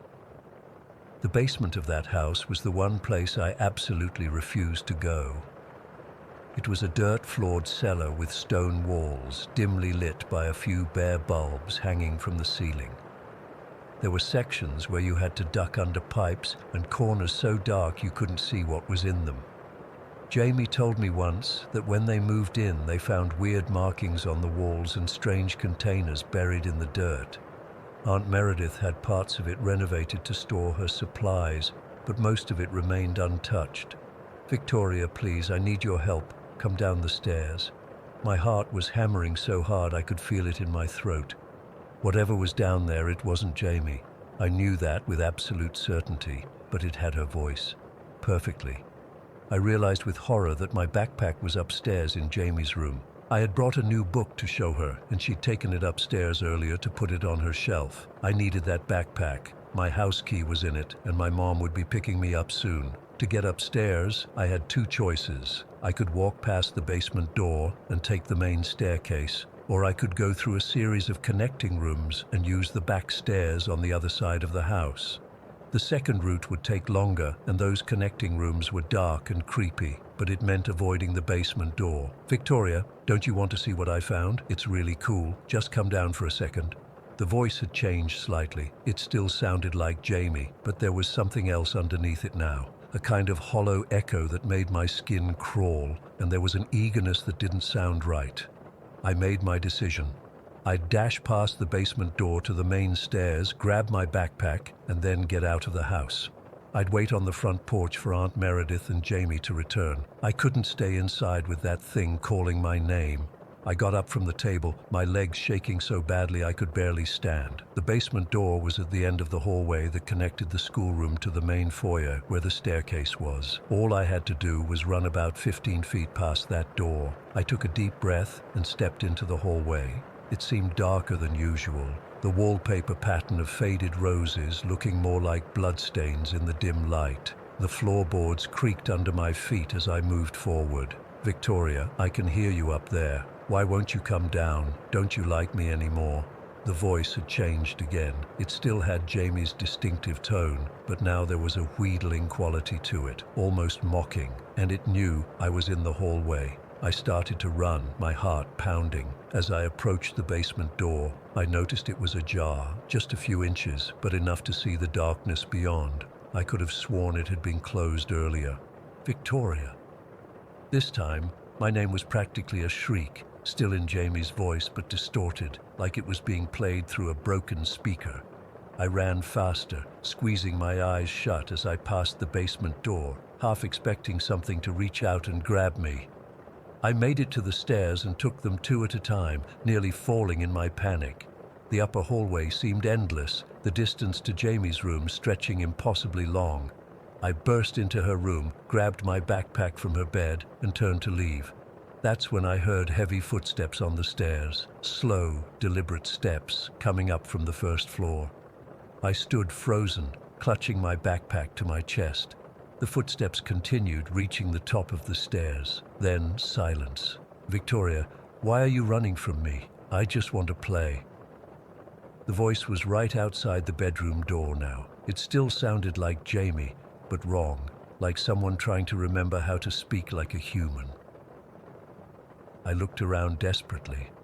Jamie's room had two doors, the main one to the hallway, and another that led to one of those connecting passages my aunt had shown me once, if I could remember the way through.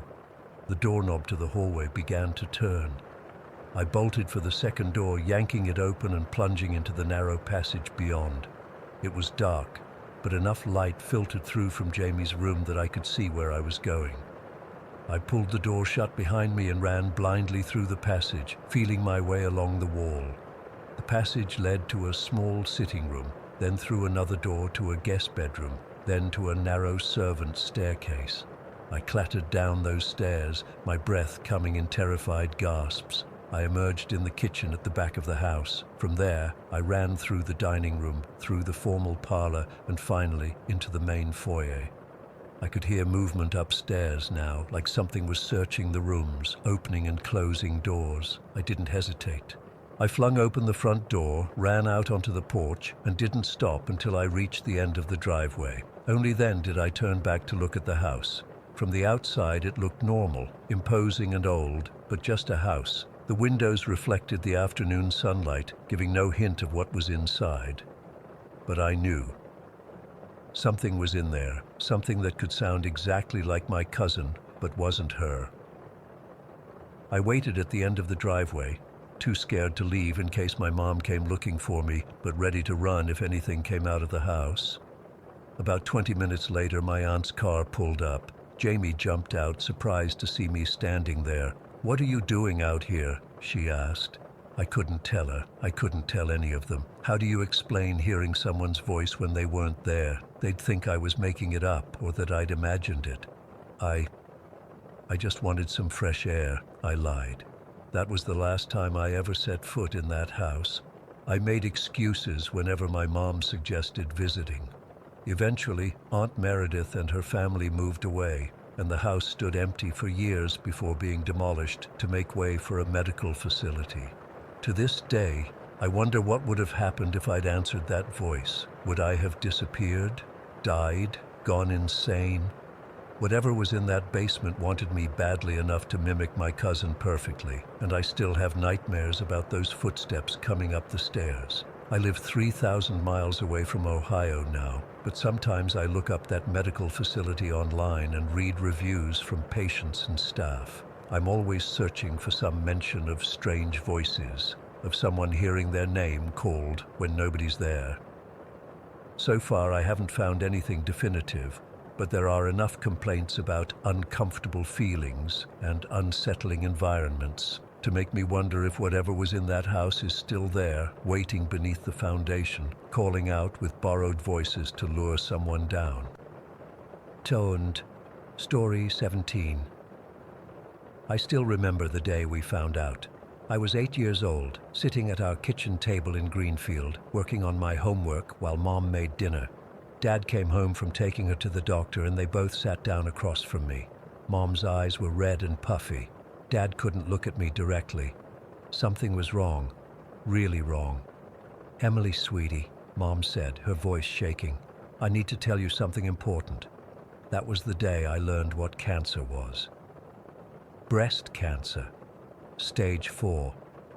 The words didn't mean much to me then, but I understood enough to know my mom was very sick. I remember asking if she was going to get better, and the way they looked at each other before answering still haunts me. The next few months were a blur of hospital visits, medications, and watching my mom slowly change. Her beautiful brown hair fell out. She got thinner. She couldn't pick me up anymore or even hug me too tight because it hurt her, but she always smiled when she saw me, even on her worst days. Eventually, the downstairs family room became her bedroom. Dad moved a hospital bed in there because Mom couldn't climb the stairs anymore. I hated that bed.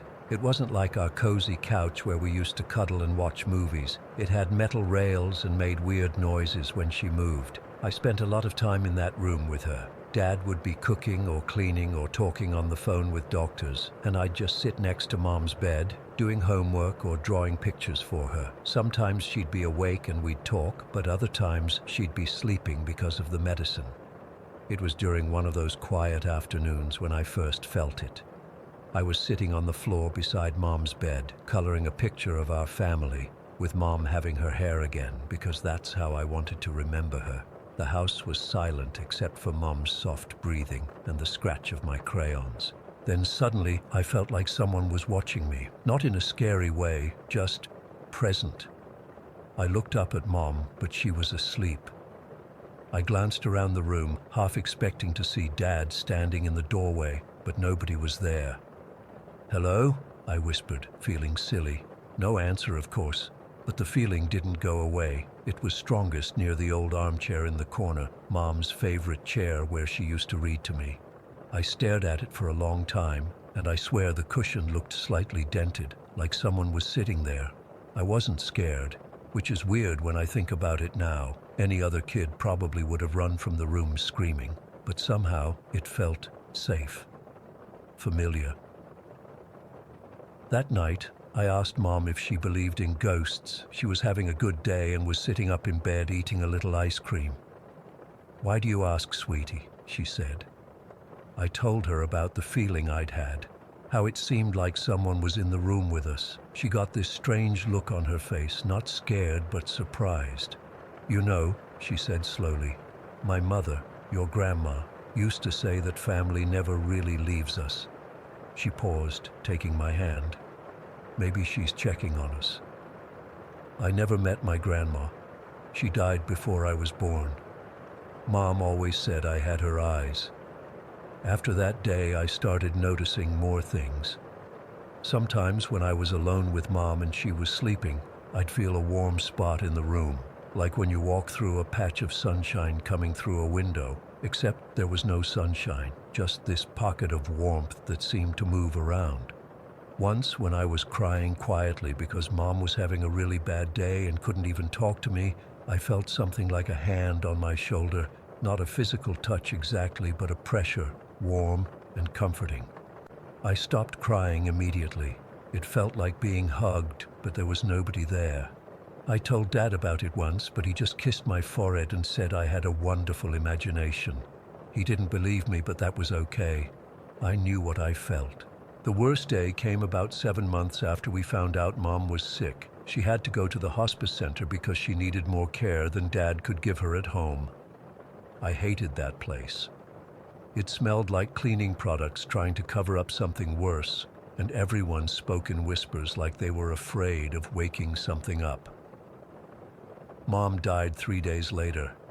I was holding her hand when it happened. One minute she was there, squeezing my fingers weakly, and the next minute she just wasn't. Her body was still there, but Mom wasn't inside it anymore. Dad completely fell apart. My aunt came to stay with us for a while, helping with funeral arrangements and taking care of me while Dad spent hours locked in their bedroom. The funeral was horrible. People I barely knew kept touching my head and telling me what a brave girl I was. I wasn't brave. I was empty, like someone had scooped out everything inside me and left a hollow shell. When we got back home after the funeral, I went straight to the family room where Mom's hospital bed had been. Dad had already gotten rid of it. The room looked normal again, like Mom had never been sick there at all. For some reason, that made me angrier than anything else. I sat down in Mom's armchair and finally let myself cry. Really cry. Not the quiet tears I'd been holding back for everyone else's sake. I cried until my throat hurt and my eyes were swollen. And that's when I felt it again. That warm spot, that presence. It settled around me like a blanket, and I swear I could smell Mom's perfume, just faintly. Not the sickness smell from her last days, but the flowery scent she used to wear before she got sick. "Mom?" I whispered into the empty room. Nothing happened, of course, but the warmth stayed with me until I fell asleep in the chair. Over the next few weeks, I kept feeling things around the house. Items I was looking for would suddenly appear in obvious places. My blankets would be tucked around me tighter in the morning than when I went to bed. Once, I found Mom's favorite recipe book open to my favorite cookie recipe on a day when Dad and I were both feeling particularly sad. Dad never noticed these things, or if he did, he explained them away. But I knew. The most convincing moment came about 3 months after Mom died. I was having trouble sleeping, which was normal for me then, and had finally drifted off around midnight. I woke up to the feeling of someone gently tucking my hair behind my ear, something Mom used to do every night before bed. I was groggy, half asleep, but I swear when I opened my eyes, I saw her face, just for a second. Not scary or ghost-like, just Mom, looking healthy again, smiling down at me. I felt her warmth, smelled her perfume, and then I blinked, and she was gone. I fell back asleep almost immediately, feeling peaceful for the first time in months. It wasn't until the next morning that I fully processed what had happened. I told Dad about it at breakfast, but he just got that sad, worried look on his face and said I'd been dreaming. It wasn't a dream, I insisted. She was really here. Dad put down his coffee cup. "Emily, honey, I miss her too. So much. But she's gone. Sometimes our minds play tricks on us when we're grieving." I stopped telling Dad about the incidents after that, but they kept happening. When I was 12, 4 years after Mom died, we were still living in the same house. Dad was dating someone new by then, a nice woman named Karen who never tried to replace Mom but was kind to me. Things were getting better, slowly. One night, I woke up to a sound I hadn't heard in years, a gentle tapping rhythm on my bedroom door. 3 quick taps, pause, 2 more taps. It was Mom's special knock, the one she always used when she wanted to check if I was awake and wanted to talk. She started doing it when I was going through a phase where I'd get upset at bedtime and she'd come tap that pattern to let me know she was available if I needed her. No one else knew about that knock. I'd never even told Dad about it. I jumped out of bed and ran to the door, yanking it open, heart pounding with hope and fear and excitement, all mixed together. The hallway was empty, just darkness and the sound of Dad snoring from his bedroom down the hall. But there was a cold draft, unusual for inside the house, that disappeared as quickly as it had come.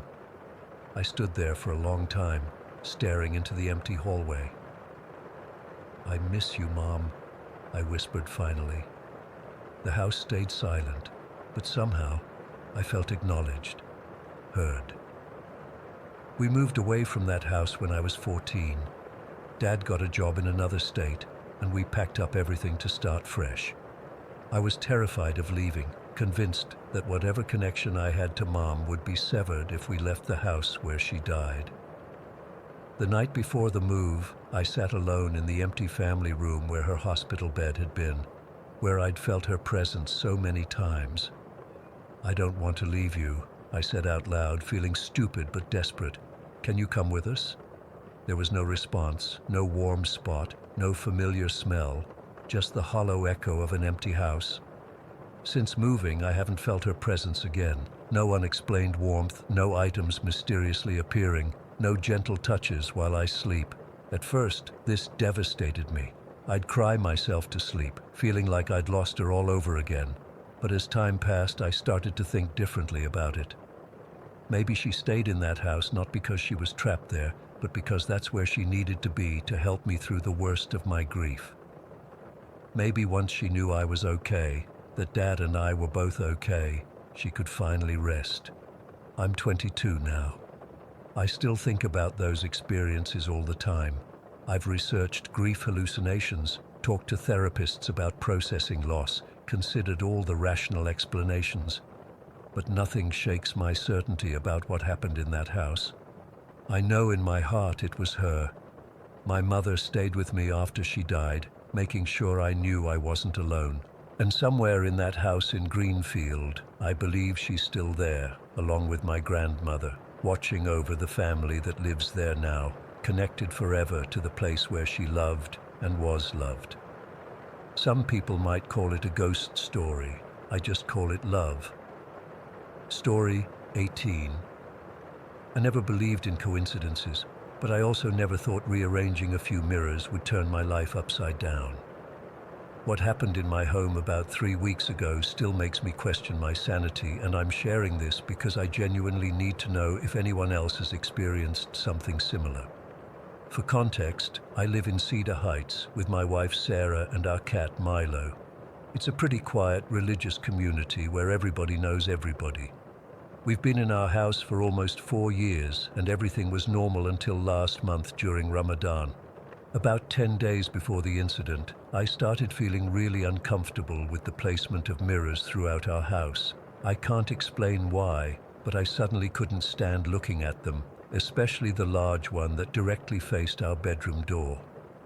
Every time I walked past, I felt this weird sensation like someone was watching me. I know it sounds stupid, but it got to the point where I'd avoid walking past it altogether. One evening after breaking our fast, I finally told Sarah about it. She laughed it off at first, but she could tell it was genuinely bothering me. "If it's making you that uncomfortable, let's just move them," she said. So that weekend, we spent the afternoon rearranging every mirror in the house. We moved the hallway mirror to the living room, the bedroom mirror to the guest room, and completely removed the one from the dining room without replacing it with anything. That last decision is what I keep coming back to. We left that wall completely bare. Something about the empty space felt wrong, but I couldn't bring myself to put another mirror there, and we didn't have any artwork that fit the space. At first, the house felt better, lighter somehow, but then I started noticing little things, shadows moving differently, rooms feeling colder than they should have been, that kind of stuff. I blamed it on fasting and lack of sleep, which made sense since I was waking up at 4 in the morning for suhoor and staying up late for Taraweeh prayers. Then came that night. I remember it clearly because it was the 23rd night of Ramadan, which many Muslims consider especially sacred. Sarah had gone to bed early, exhausted from work and fasting. I was too restless to sleep, so I stayed in the living room reading Quran on the couch. It must have been around 1 in the morning when I dozed off. I don't know how long I was asleep before I heard it. A young girl's voice, clear as day, coming from directly underneath the couch I was lying on. "Can you hear me?" the voice whispered. I froze. At first, I thought I was dreaming, but I was definitely awake. My heart started racing, and I couldn't move. The voice came again. I know you can hear me. Please answer." The voice sounded so real, so physical, not like it was in my head. It reminded me of something that happened years ago when I was in college. I was home alone studying when I heard my mom call my name from the kitchen. I answered and started walking toward her voice, only to remember that she wasn't supposed to be home for hours. But the voice continued calling me until I reached the kitchen, finding it empty.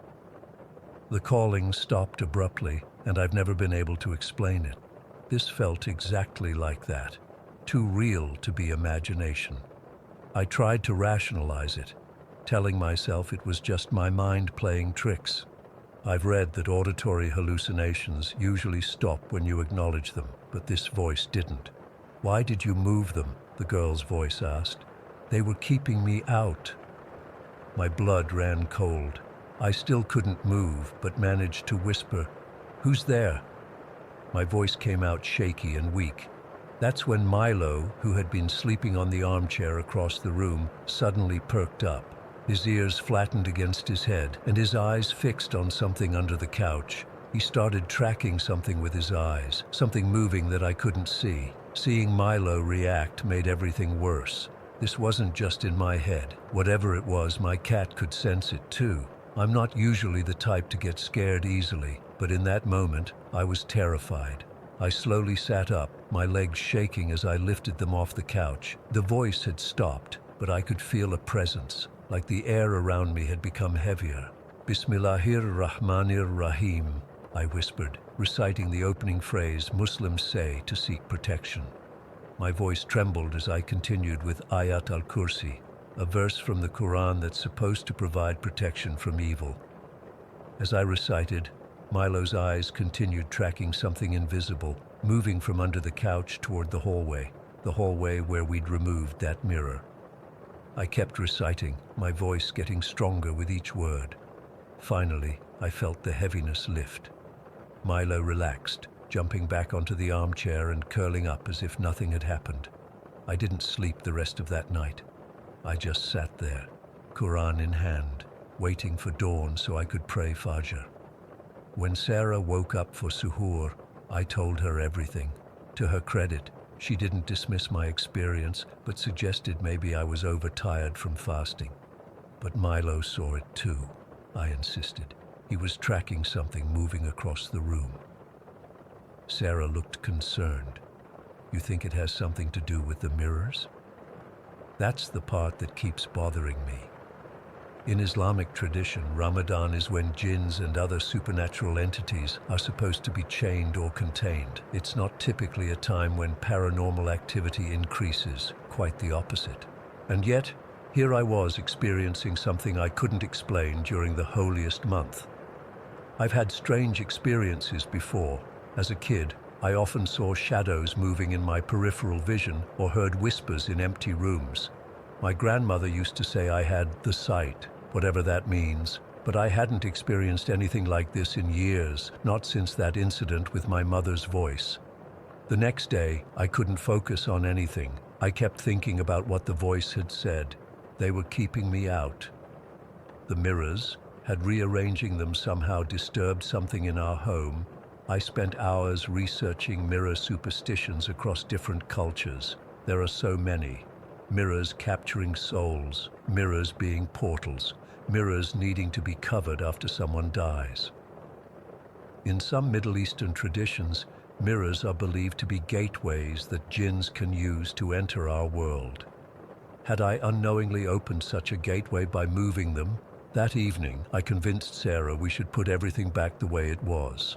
We spent an hour returning each mirror to its original position.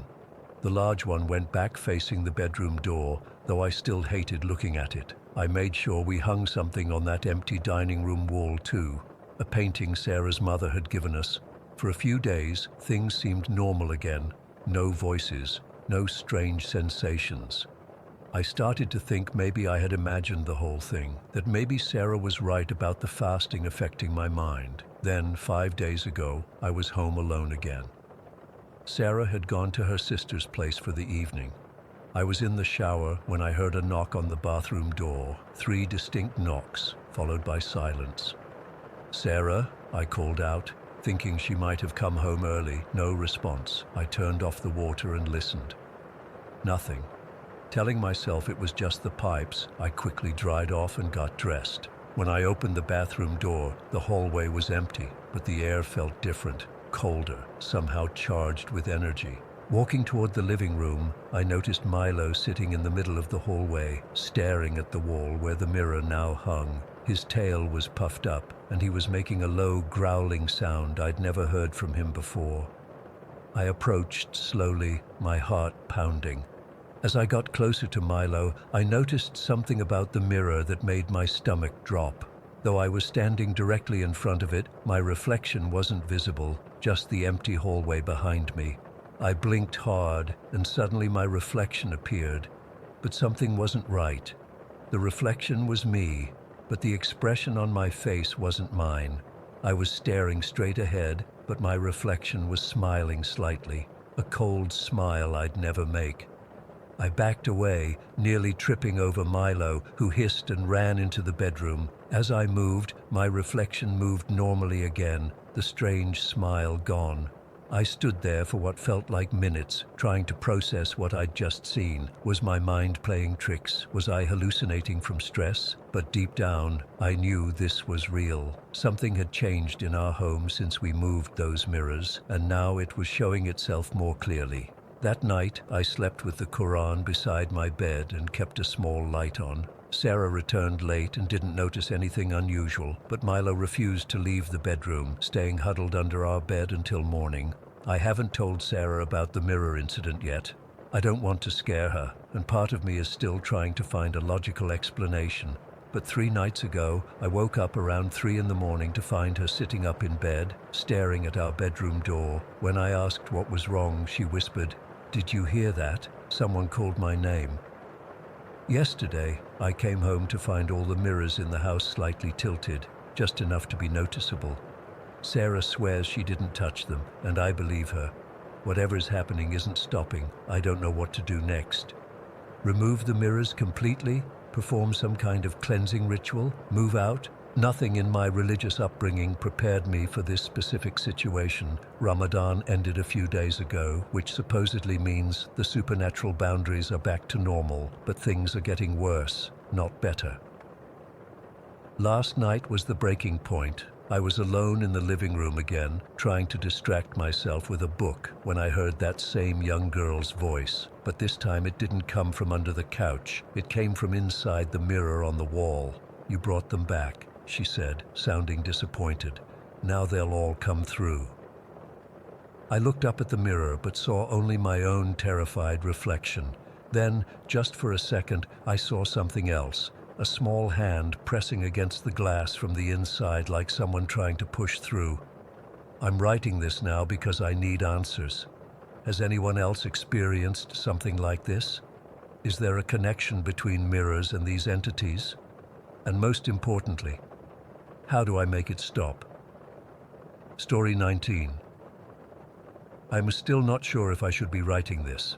Part of me hopes typing it all out will help me make sense of what's happening, but another part worries it might make things worse, like acknowledging it gives it more power or something, but I need to tell someone, and at least here I won't see the look on your face when you decide I'm crazy.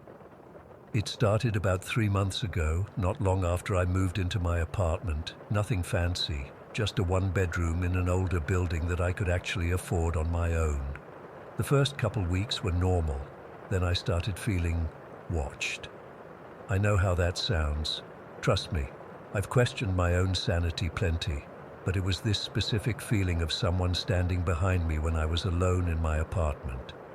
At first, it was just brief moments. I'd be washing dishes or something and get this overwhelming urge to turn around and check. Nothing was ever there, obviously. Then came the breathing. I'd be lying in bed, nearly asleep, and hear someone breathing right next to my ear. The first time it happened, I shot up and turned on every light in the apartment, checked every closet, looked under the bed, nothing. I told myself it was just the building settling or the neighbors or whatever, but it kept happening. And then I started seeing things, just glimpses at first. A tall figure at the end of the hallway when I'd get up to use the bathroom at night. I'd blink and it would be gone. I started sleeping with the lights on after that, which didn't help my already crappy sleep schedule. I actually gave the, whatever it was, a nickname. Bill. I know it sounds stupid, but somehow giving it a name made it less scary. Like, oh, Bill's just being a dick again when something weird would happen. My half-assed attempt to take some control of the situation, I guess. About a month into all this, I had to check myself into a psychiatric ward for reasons completely unrelated to the weird stuff happening in my apartment. I have some mental health issues I've dealt with for years, and sometimes I need more help than usual. I was actually kind of relieved, thinking I'd get a break from Bill and maybe realize it was all in my head. I was wrong. So wrong. The second night in the hospital, I woke up around 3 in the morning. My roommate was snoring, but that's not what woke me. It was that feeling again, someone watching me. I opened my eyes and saw a tall, dark figure standing at the foot of my bed, just standing there. I couldn't make out any features, just this tall, human-shaped shadow. I closed my eyes, counted to 10, and when I looked again, it was gone. I told myself it was just a continuation of whatever was happening at my apartment. Maybe stress or my medication or something making me hallucinate. But then one of the other patients, this older guy named Rick, who I'd talk with during smoke breaks, mentioned seeing some tall fucker on the roof the same night. When I asked him what time, he said around 3 in the morning. He thought it was a staff member at first, but it moved weirdly, he said, like it was trying to figure out how to walk. That freaked me out, but I still didn't say anything. What was I going to tell the doctors? Hey, I think a ghost followed me to the hospital. Yeah, that would have gone over great. They'd have kept me twice as long. I was there for 2 weeks and I kept seeing things. The tall figure in the hallway. Something running past the windows in the common room. Way too fast to be a person. Sometimes I'd feel something brush against my arm when no one was near me. When I got discharged and went back to my apartment, I hoped whatever was happening would stop. It didn't. It got worse. The knocking started first, not like someone at the door, like someone knocking on the walls inside my apartment. Sometimes it would be rhythmic, like someone tapping out a pattern. Other times it would be random, startling me awake at 4 in the morning. Then came the scratching sounds, like nails dragging slowly down the wall. Then things started disappearing.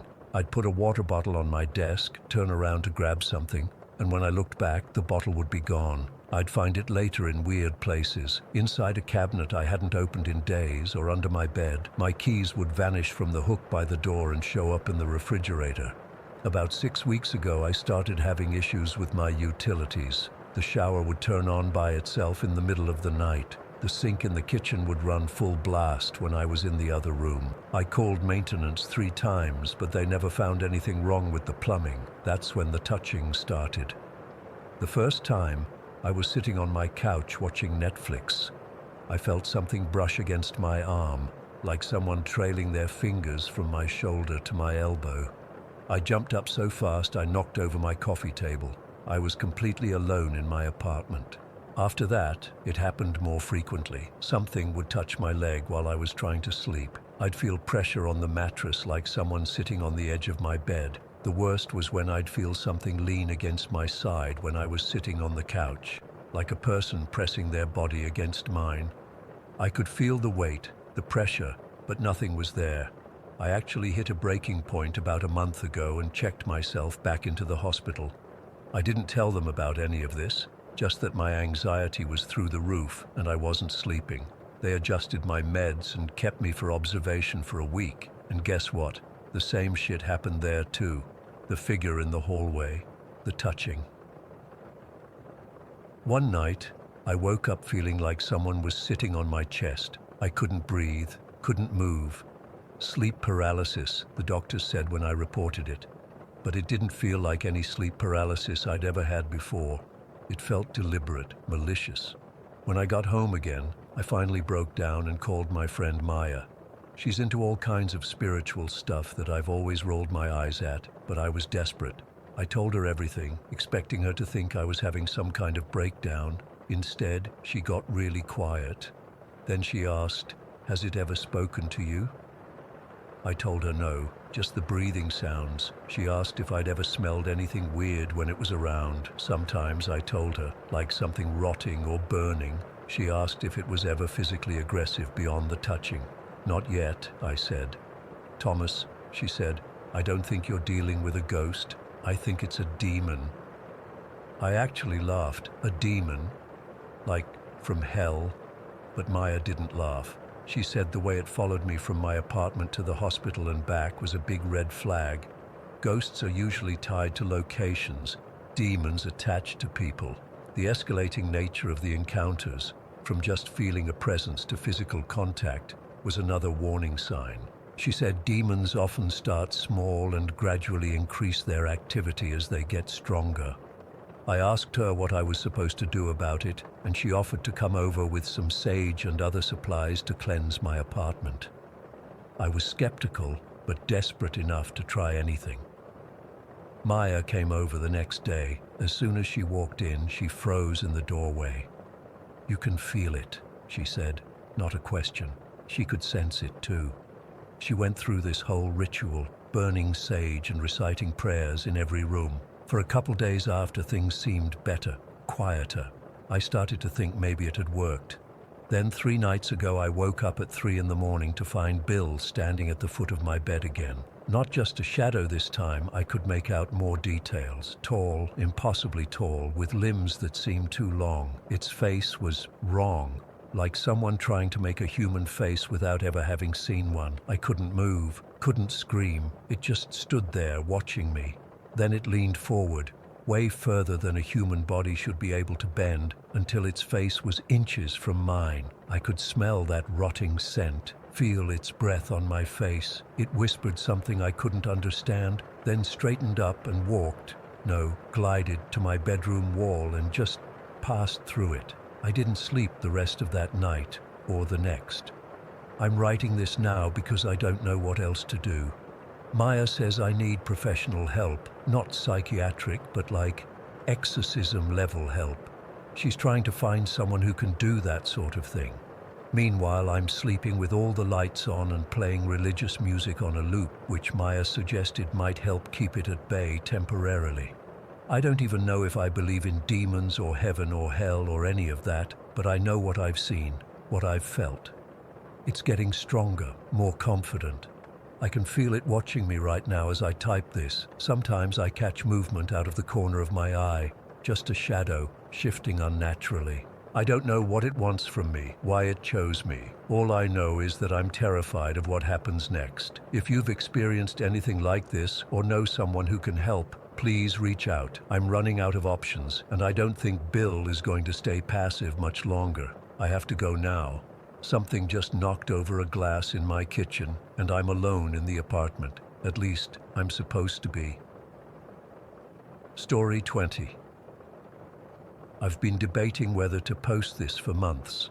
It happened almost 2 years ago when I was 16, and I still get chills thinking about it. I've tried to rationalize it 1,000 different ways, but I can't explain what I saw. I need to know if anyone else has experienced anything similar. So I moved to Pineville during 8th grade when my dad got transferred. Middle school is tough enough without being the new kid, but I got lucky and met Jacob during orientation. We clicked right away. Both into the same video games, same music, both of us kind of outsiders. By the end of that first semester, we were hanging out almost every weekend. Jacob lived with his mom and younger brother Ethan in this modest 2-story house directly across from Oak Ridge Cemetery. Their mom worked night shifts at the hospital, so most weekends it was just us 3 teenagers with the place to ourselves. Perfect setup for gaming marathons and staying up way too late. The thing about their house, though, and I noticed this pretty much right away, was that it never felt quite right. Jacob and Ethan had lived there for years, and they'd casually mention weird stuff like it was normal. "Oh, that's just the house being the house," Jacob would say, whenever we'd hear footsteps upstairs while we were all downstairs, or when doors would close by themselves, or when we'd all be in the kitchen and hear someone clearly walking around in the living room. I remember the first time I spent the night. Around 2 in the morning, I distinctly heard someone slowly walking up the stairs, each step creaking in succession. I was sleeping on the couch in the living room and could see the staircase from where I was lying. No one was there. When I mentioned it to Jacob the next morning, he just shrugged and said, "Yeah, that happens all the time. You get used to it." And weirdly enough, I did. After a few months of regular visits, the random noises stopped freaking me out. The occasional cold spot or door that wouldn't stay shut became background noise. Ethan was initially more spooked by these things than Jacob, but eventually even he started treating it as just another quirk of their home. By sophomore year, I was practically living at their place every weekend. Jacob and I were tight, and Ethan, though a year younger, had become like another best friend. The three of us had our routine: pizza on Friday nights, video game tournaments until our eyes burned, and conversations about everything from girls to what we'd do after high school. Then came that night in October, Friday the 14th, which I remember because we joked earlier about it being almost Friday the 13th. The day had been totally normal. Jacob's mom left for her shift around 7 that evening. We ordered our usual pepperoni pizza, broke out the newest fighting game Jacob had bought, and settled in for a typical Friday night hangout. Nothing felt off or different. If anything, it was exceptionally ordinary. Around 11:30, Ethan started yawning.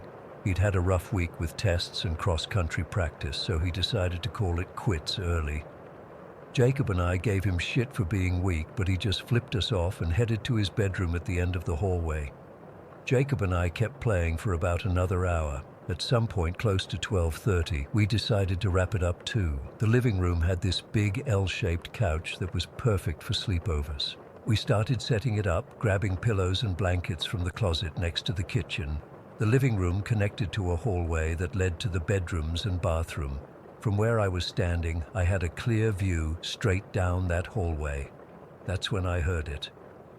A soft creaking of the floorboards, the kind of sound someone makes when they're trying to walk quietly but can't avoid the old floor giving them away. Then a low, sort of moaning sound, not scary or aggressive, more like the sound someone makes when they're half asleep and disoriented. I looked up toward the hallway, and there was Ethan. He was walking slowly, a bit hunched over, moving from his bedroom toward the bathroom. He was wearing the same gray t-shirt and basketball shorts he'd had on earlier. His hair was messy, like he'd been tossing in his sleep. "Ethan needs the bathroom," I said to Jacob, who had his back turned, digging through the closet for another blanket. Jacob grunted in acknowledgement but didn't turn around. I watched as Ethan shuffled past his bedroom door toward the bathroom. Something about his movement seemed off, like he was walking in slow motion or underwater. But I figured he was just half asleep. Here's the thing that's burned into my memory. I never took my eyes off the hallway. Not for a second. I was literally staring straight at it while waiting for Jacob to finish with the blankets. But I never saw Ethan go into the bathroom. I never heard the bathroom door open or close. I never heard the light switch flip or water running. After about 20 seconds of silence, I called out, "Ethan, you okay, man?" No response. "What's up?" Jacob asked, finally turning around with the extra blanket. "I just saw Ethan heading to the bathroom, but I didn't hear him go in," I explained. Jacob looked confused. Maybe he changed his mind, but that didn't make sense. I hadn't seen him return to his room either, and I'd been looking straight at the hallway the entire time. "I'm gonna check on him," I said, suddenly feeling uneasy. I walked down the hallway toward the bathroom. The door was open, the room dark and empty. I called Ethan's name again, louder this time. No answer. That's when I heard it, a shuffling sound coming from inside Ethan's bedroom. The door was partially open and I pushed it wider, letting the hallway light spill in. Ethan was in his bed, covers pulled up to his chest, turning over to face me with squinted, sleepy eyes. "What?" he mumbled irritably. I stood frozen in the doorway. My brain couldn't process what I was seeing. Ethan was in bed. He had been in bed, but I had just seen him walking down the hallway. I had seen him clearly, distinctly, without any doubt. Did you just get up?" I stammered. "No," Ethan said, now sounding more awake and annoyed. I've been asleep for like an hour. What do you want? I couldn't speak. I physically couldn't form words because I was absolutely certain of what I had seen. I had watched Ethan walk down that hallway. I had never looked away. And yet, here he was, obviously having been in bed the whole time. Jacob appeared behind me. What's going on? I turned to him, my voice barely above a whisper. I saw Ethan walking to the bathroom just now, but he's been in bed the whole time. Jacob's face changed. The casual annoyance of being interrupted during our sleepover setup was replaced by something I'd never seen on his face before. Genuine fear. What did it look like? He asked quietly, pulling me back from the doorway and partially closing Ethan's door. What do you mean, it? It looked exactly like Ethan, I said. Same clothes, same hair, everything. It was Ethan. Jacob's face went pale. That's not possible. We went back to the living room, and I described exactly what I'd seen. As I talked, Jacob's expression grew more alarmed. He finally confessed that while their house had always had strange noises and feelings, they'd never seen anything. Nothing visible. Nothing that couldn't be explained away as old house noises or imagination. We spent the next hour in hushed conversation. Jacob told me about times when his mom thought she'd seen Ethan or Jacob in the hallway, only to find them elsewhere in the house. They'd always laughed it off as her being tired from night shifts. But now, with what I'd seen, those stories took on a much darker meaning. Neither of us slept that night. We kept the TV on and the lights blazing until dawn. When Ethan got up the next morning, we tried to act normal, but it was impossible. Jacob eventually told him what happened, and Ethan got really quiet. Remember when I said I saw you standing by my bed last summer? Ethan finally said to Jacob, and you swore you were downstairs the whole time. The three of us sat there, connecting dots we'd all been too afraid to connect before. Whatever was in that house wasn't just making noises, it was mimicking us. I never spent another night at Jacob's house. None of us ever talked about it at school or when we hung out elsewhere. It was like we had a silent agreement not to acknowledge it. Their mom sold the house about 6 months later, claiming she wanted to be closer to the hospital. But I always wondered if she'd seen something too. To this day, I have no explanation for what I saw. I know what I saw. I know I never looked away from that hallway, and I know that whatever walked down that hallway looking exactly like Ethan wasn't him. I still hang out with Jacob and Ethan. We're seniors now. Sometimes I want to bring it up to ask if anything like that ever happened in their new house, but I never do. Some questions are better left unasked, but I need to know. Has anyone else ever seen something like this? Something that looks exactly like someone you know, when that person is somewhere else entirely? Because I can't stop thinking about what would have happened if I'd followed it into the bathroom that night. Story 21. I've been living in this old house for nearly 20 years now, and I still can't explain half the stuff that goes on here. It's about 130 years old, built in the late 19th century, and has been everything from a police station to a dentist's office before becoming a residence. When I bought it, there was no mention of hauntings or anything weird in its history, just a beautiful old place with character and craftsmanship you don't see anymore. The first time I noticed something was off was about a week after moving in. I woke up in the middle of the night and couldn't move. My eyes were open, but my body felt like it weighed 1,000 pounds. That's when I saw them. Dark shadow figures standing at the foot of my bed. They weren't exactly human-shaped, more like twisted trees with sprawling branches, their forms constantly shifting and flowing like ink in water. The weird thing was, I wasn't scared. Not at all. It felt like they were watching over me, protecting me somehow. I fell back asleep and convinced myself it was just sleep paralysis.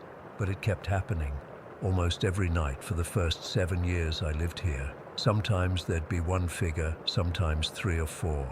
They never did anything, just stood there until I fell back asleep, or until they faded away as the sun came up. I started to think of them as my guardians. I know that sounds crazy, but there was something comforting about their presence, except for one of them. Among these shadow figures, there was one that was different, a perfect human silhouette. Completely dark without any features. No eyes, no mouth, nothing, just a cutout of darkness. This one scared the hell out of me. Whenever it appeared, the room would get colder, and I'd feel this overwhelming sense of dread. It never came close to me, always keeping its distance at the far corner of the room, but its presence was suffocating. I tried to rationalize it all away. Old houses settle. The mind plays tricks. Sleep paralysis is a documented phenomenon. I even had a carbon monoxide detector installed, just to be sure. Everything checked out normal. Then, about 7 years in, things started to change. The shadow figures became less frequent, but I began hearing knocking. Not the kind of knocking you'd expect from an old house settling.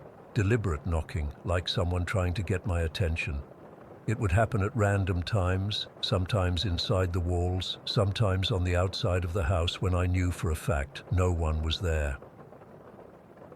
One night, I was heading to the bathroom around 3 in the morning. The hallway in my house is long and narrow, with the bathroom at the very end. As I walked down the hall, I felt something, a presence, a heaviness in the air, like walking through invisible molasses. The hair on my arms stood up, and I got this overwhelming feeling that I shouldn't be there, but I really needed to pee, so I kept going. I made it to the bathroom, turned on the light, and closed the door. That's when I heard it. A knock. Not on the bathroom door, but at the far end of the hallway. Then another knock, closer this time, and another, getting closer and louder with each one. Whatever it was coming down the hallway toward me, knocking as it came. The knocks weren't evenly spaced either. Some were quick, some had a pause between them, like footsteps of someone who's limping. By the time the knocking reached the bathroom door, my heart was pounding so hard I could feel it in my throat. The door shook violently, like someone was trying to break it down. The knocking was deafening, and I swear I could feel the vibrations in my chest.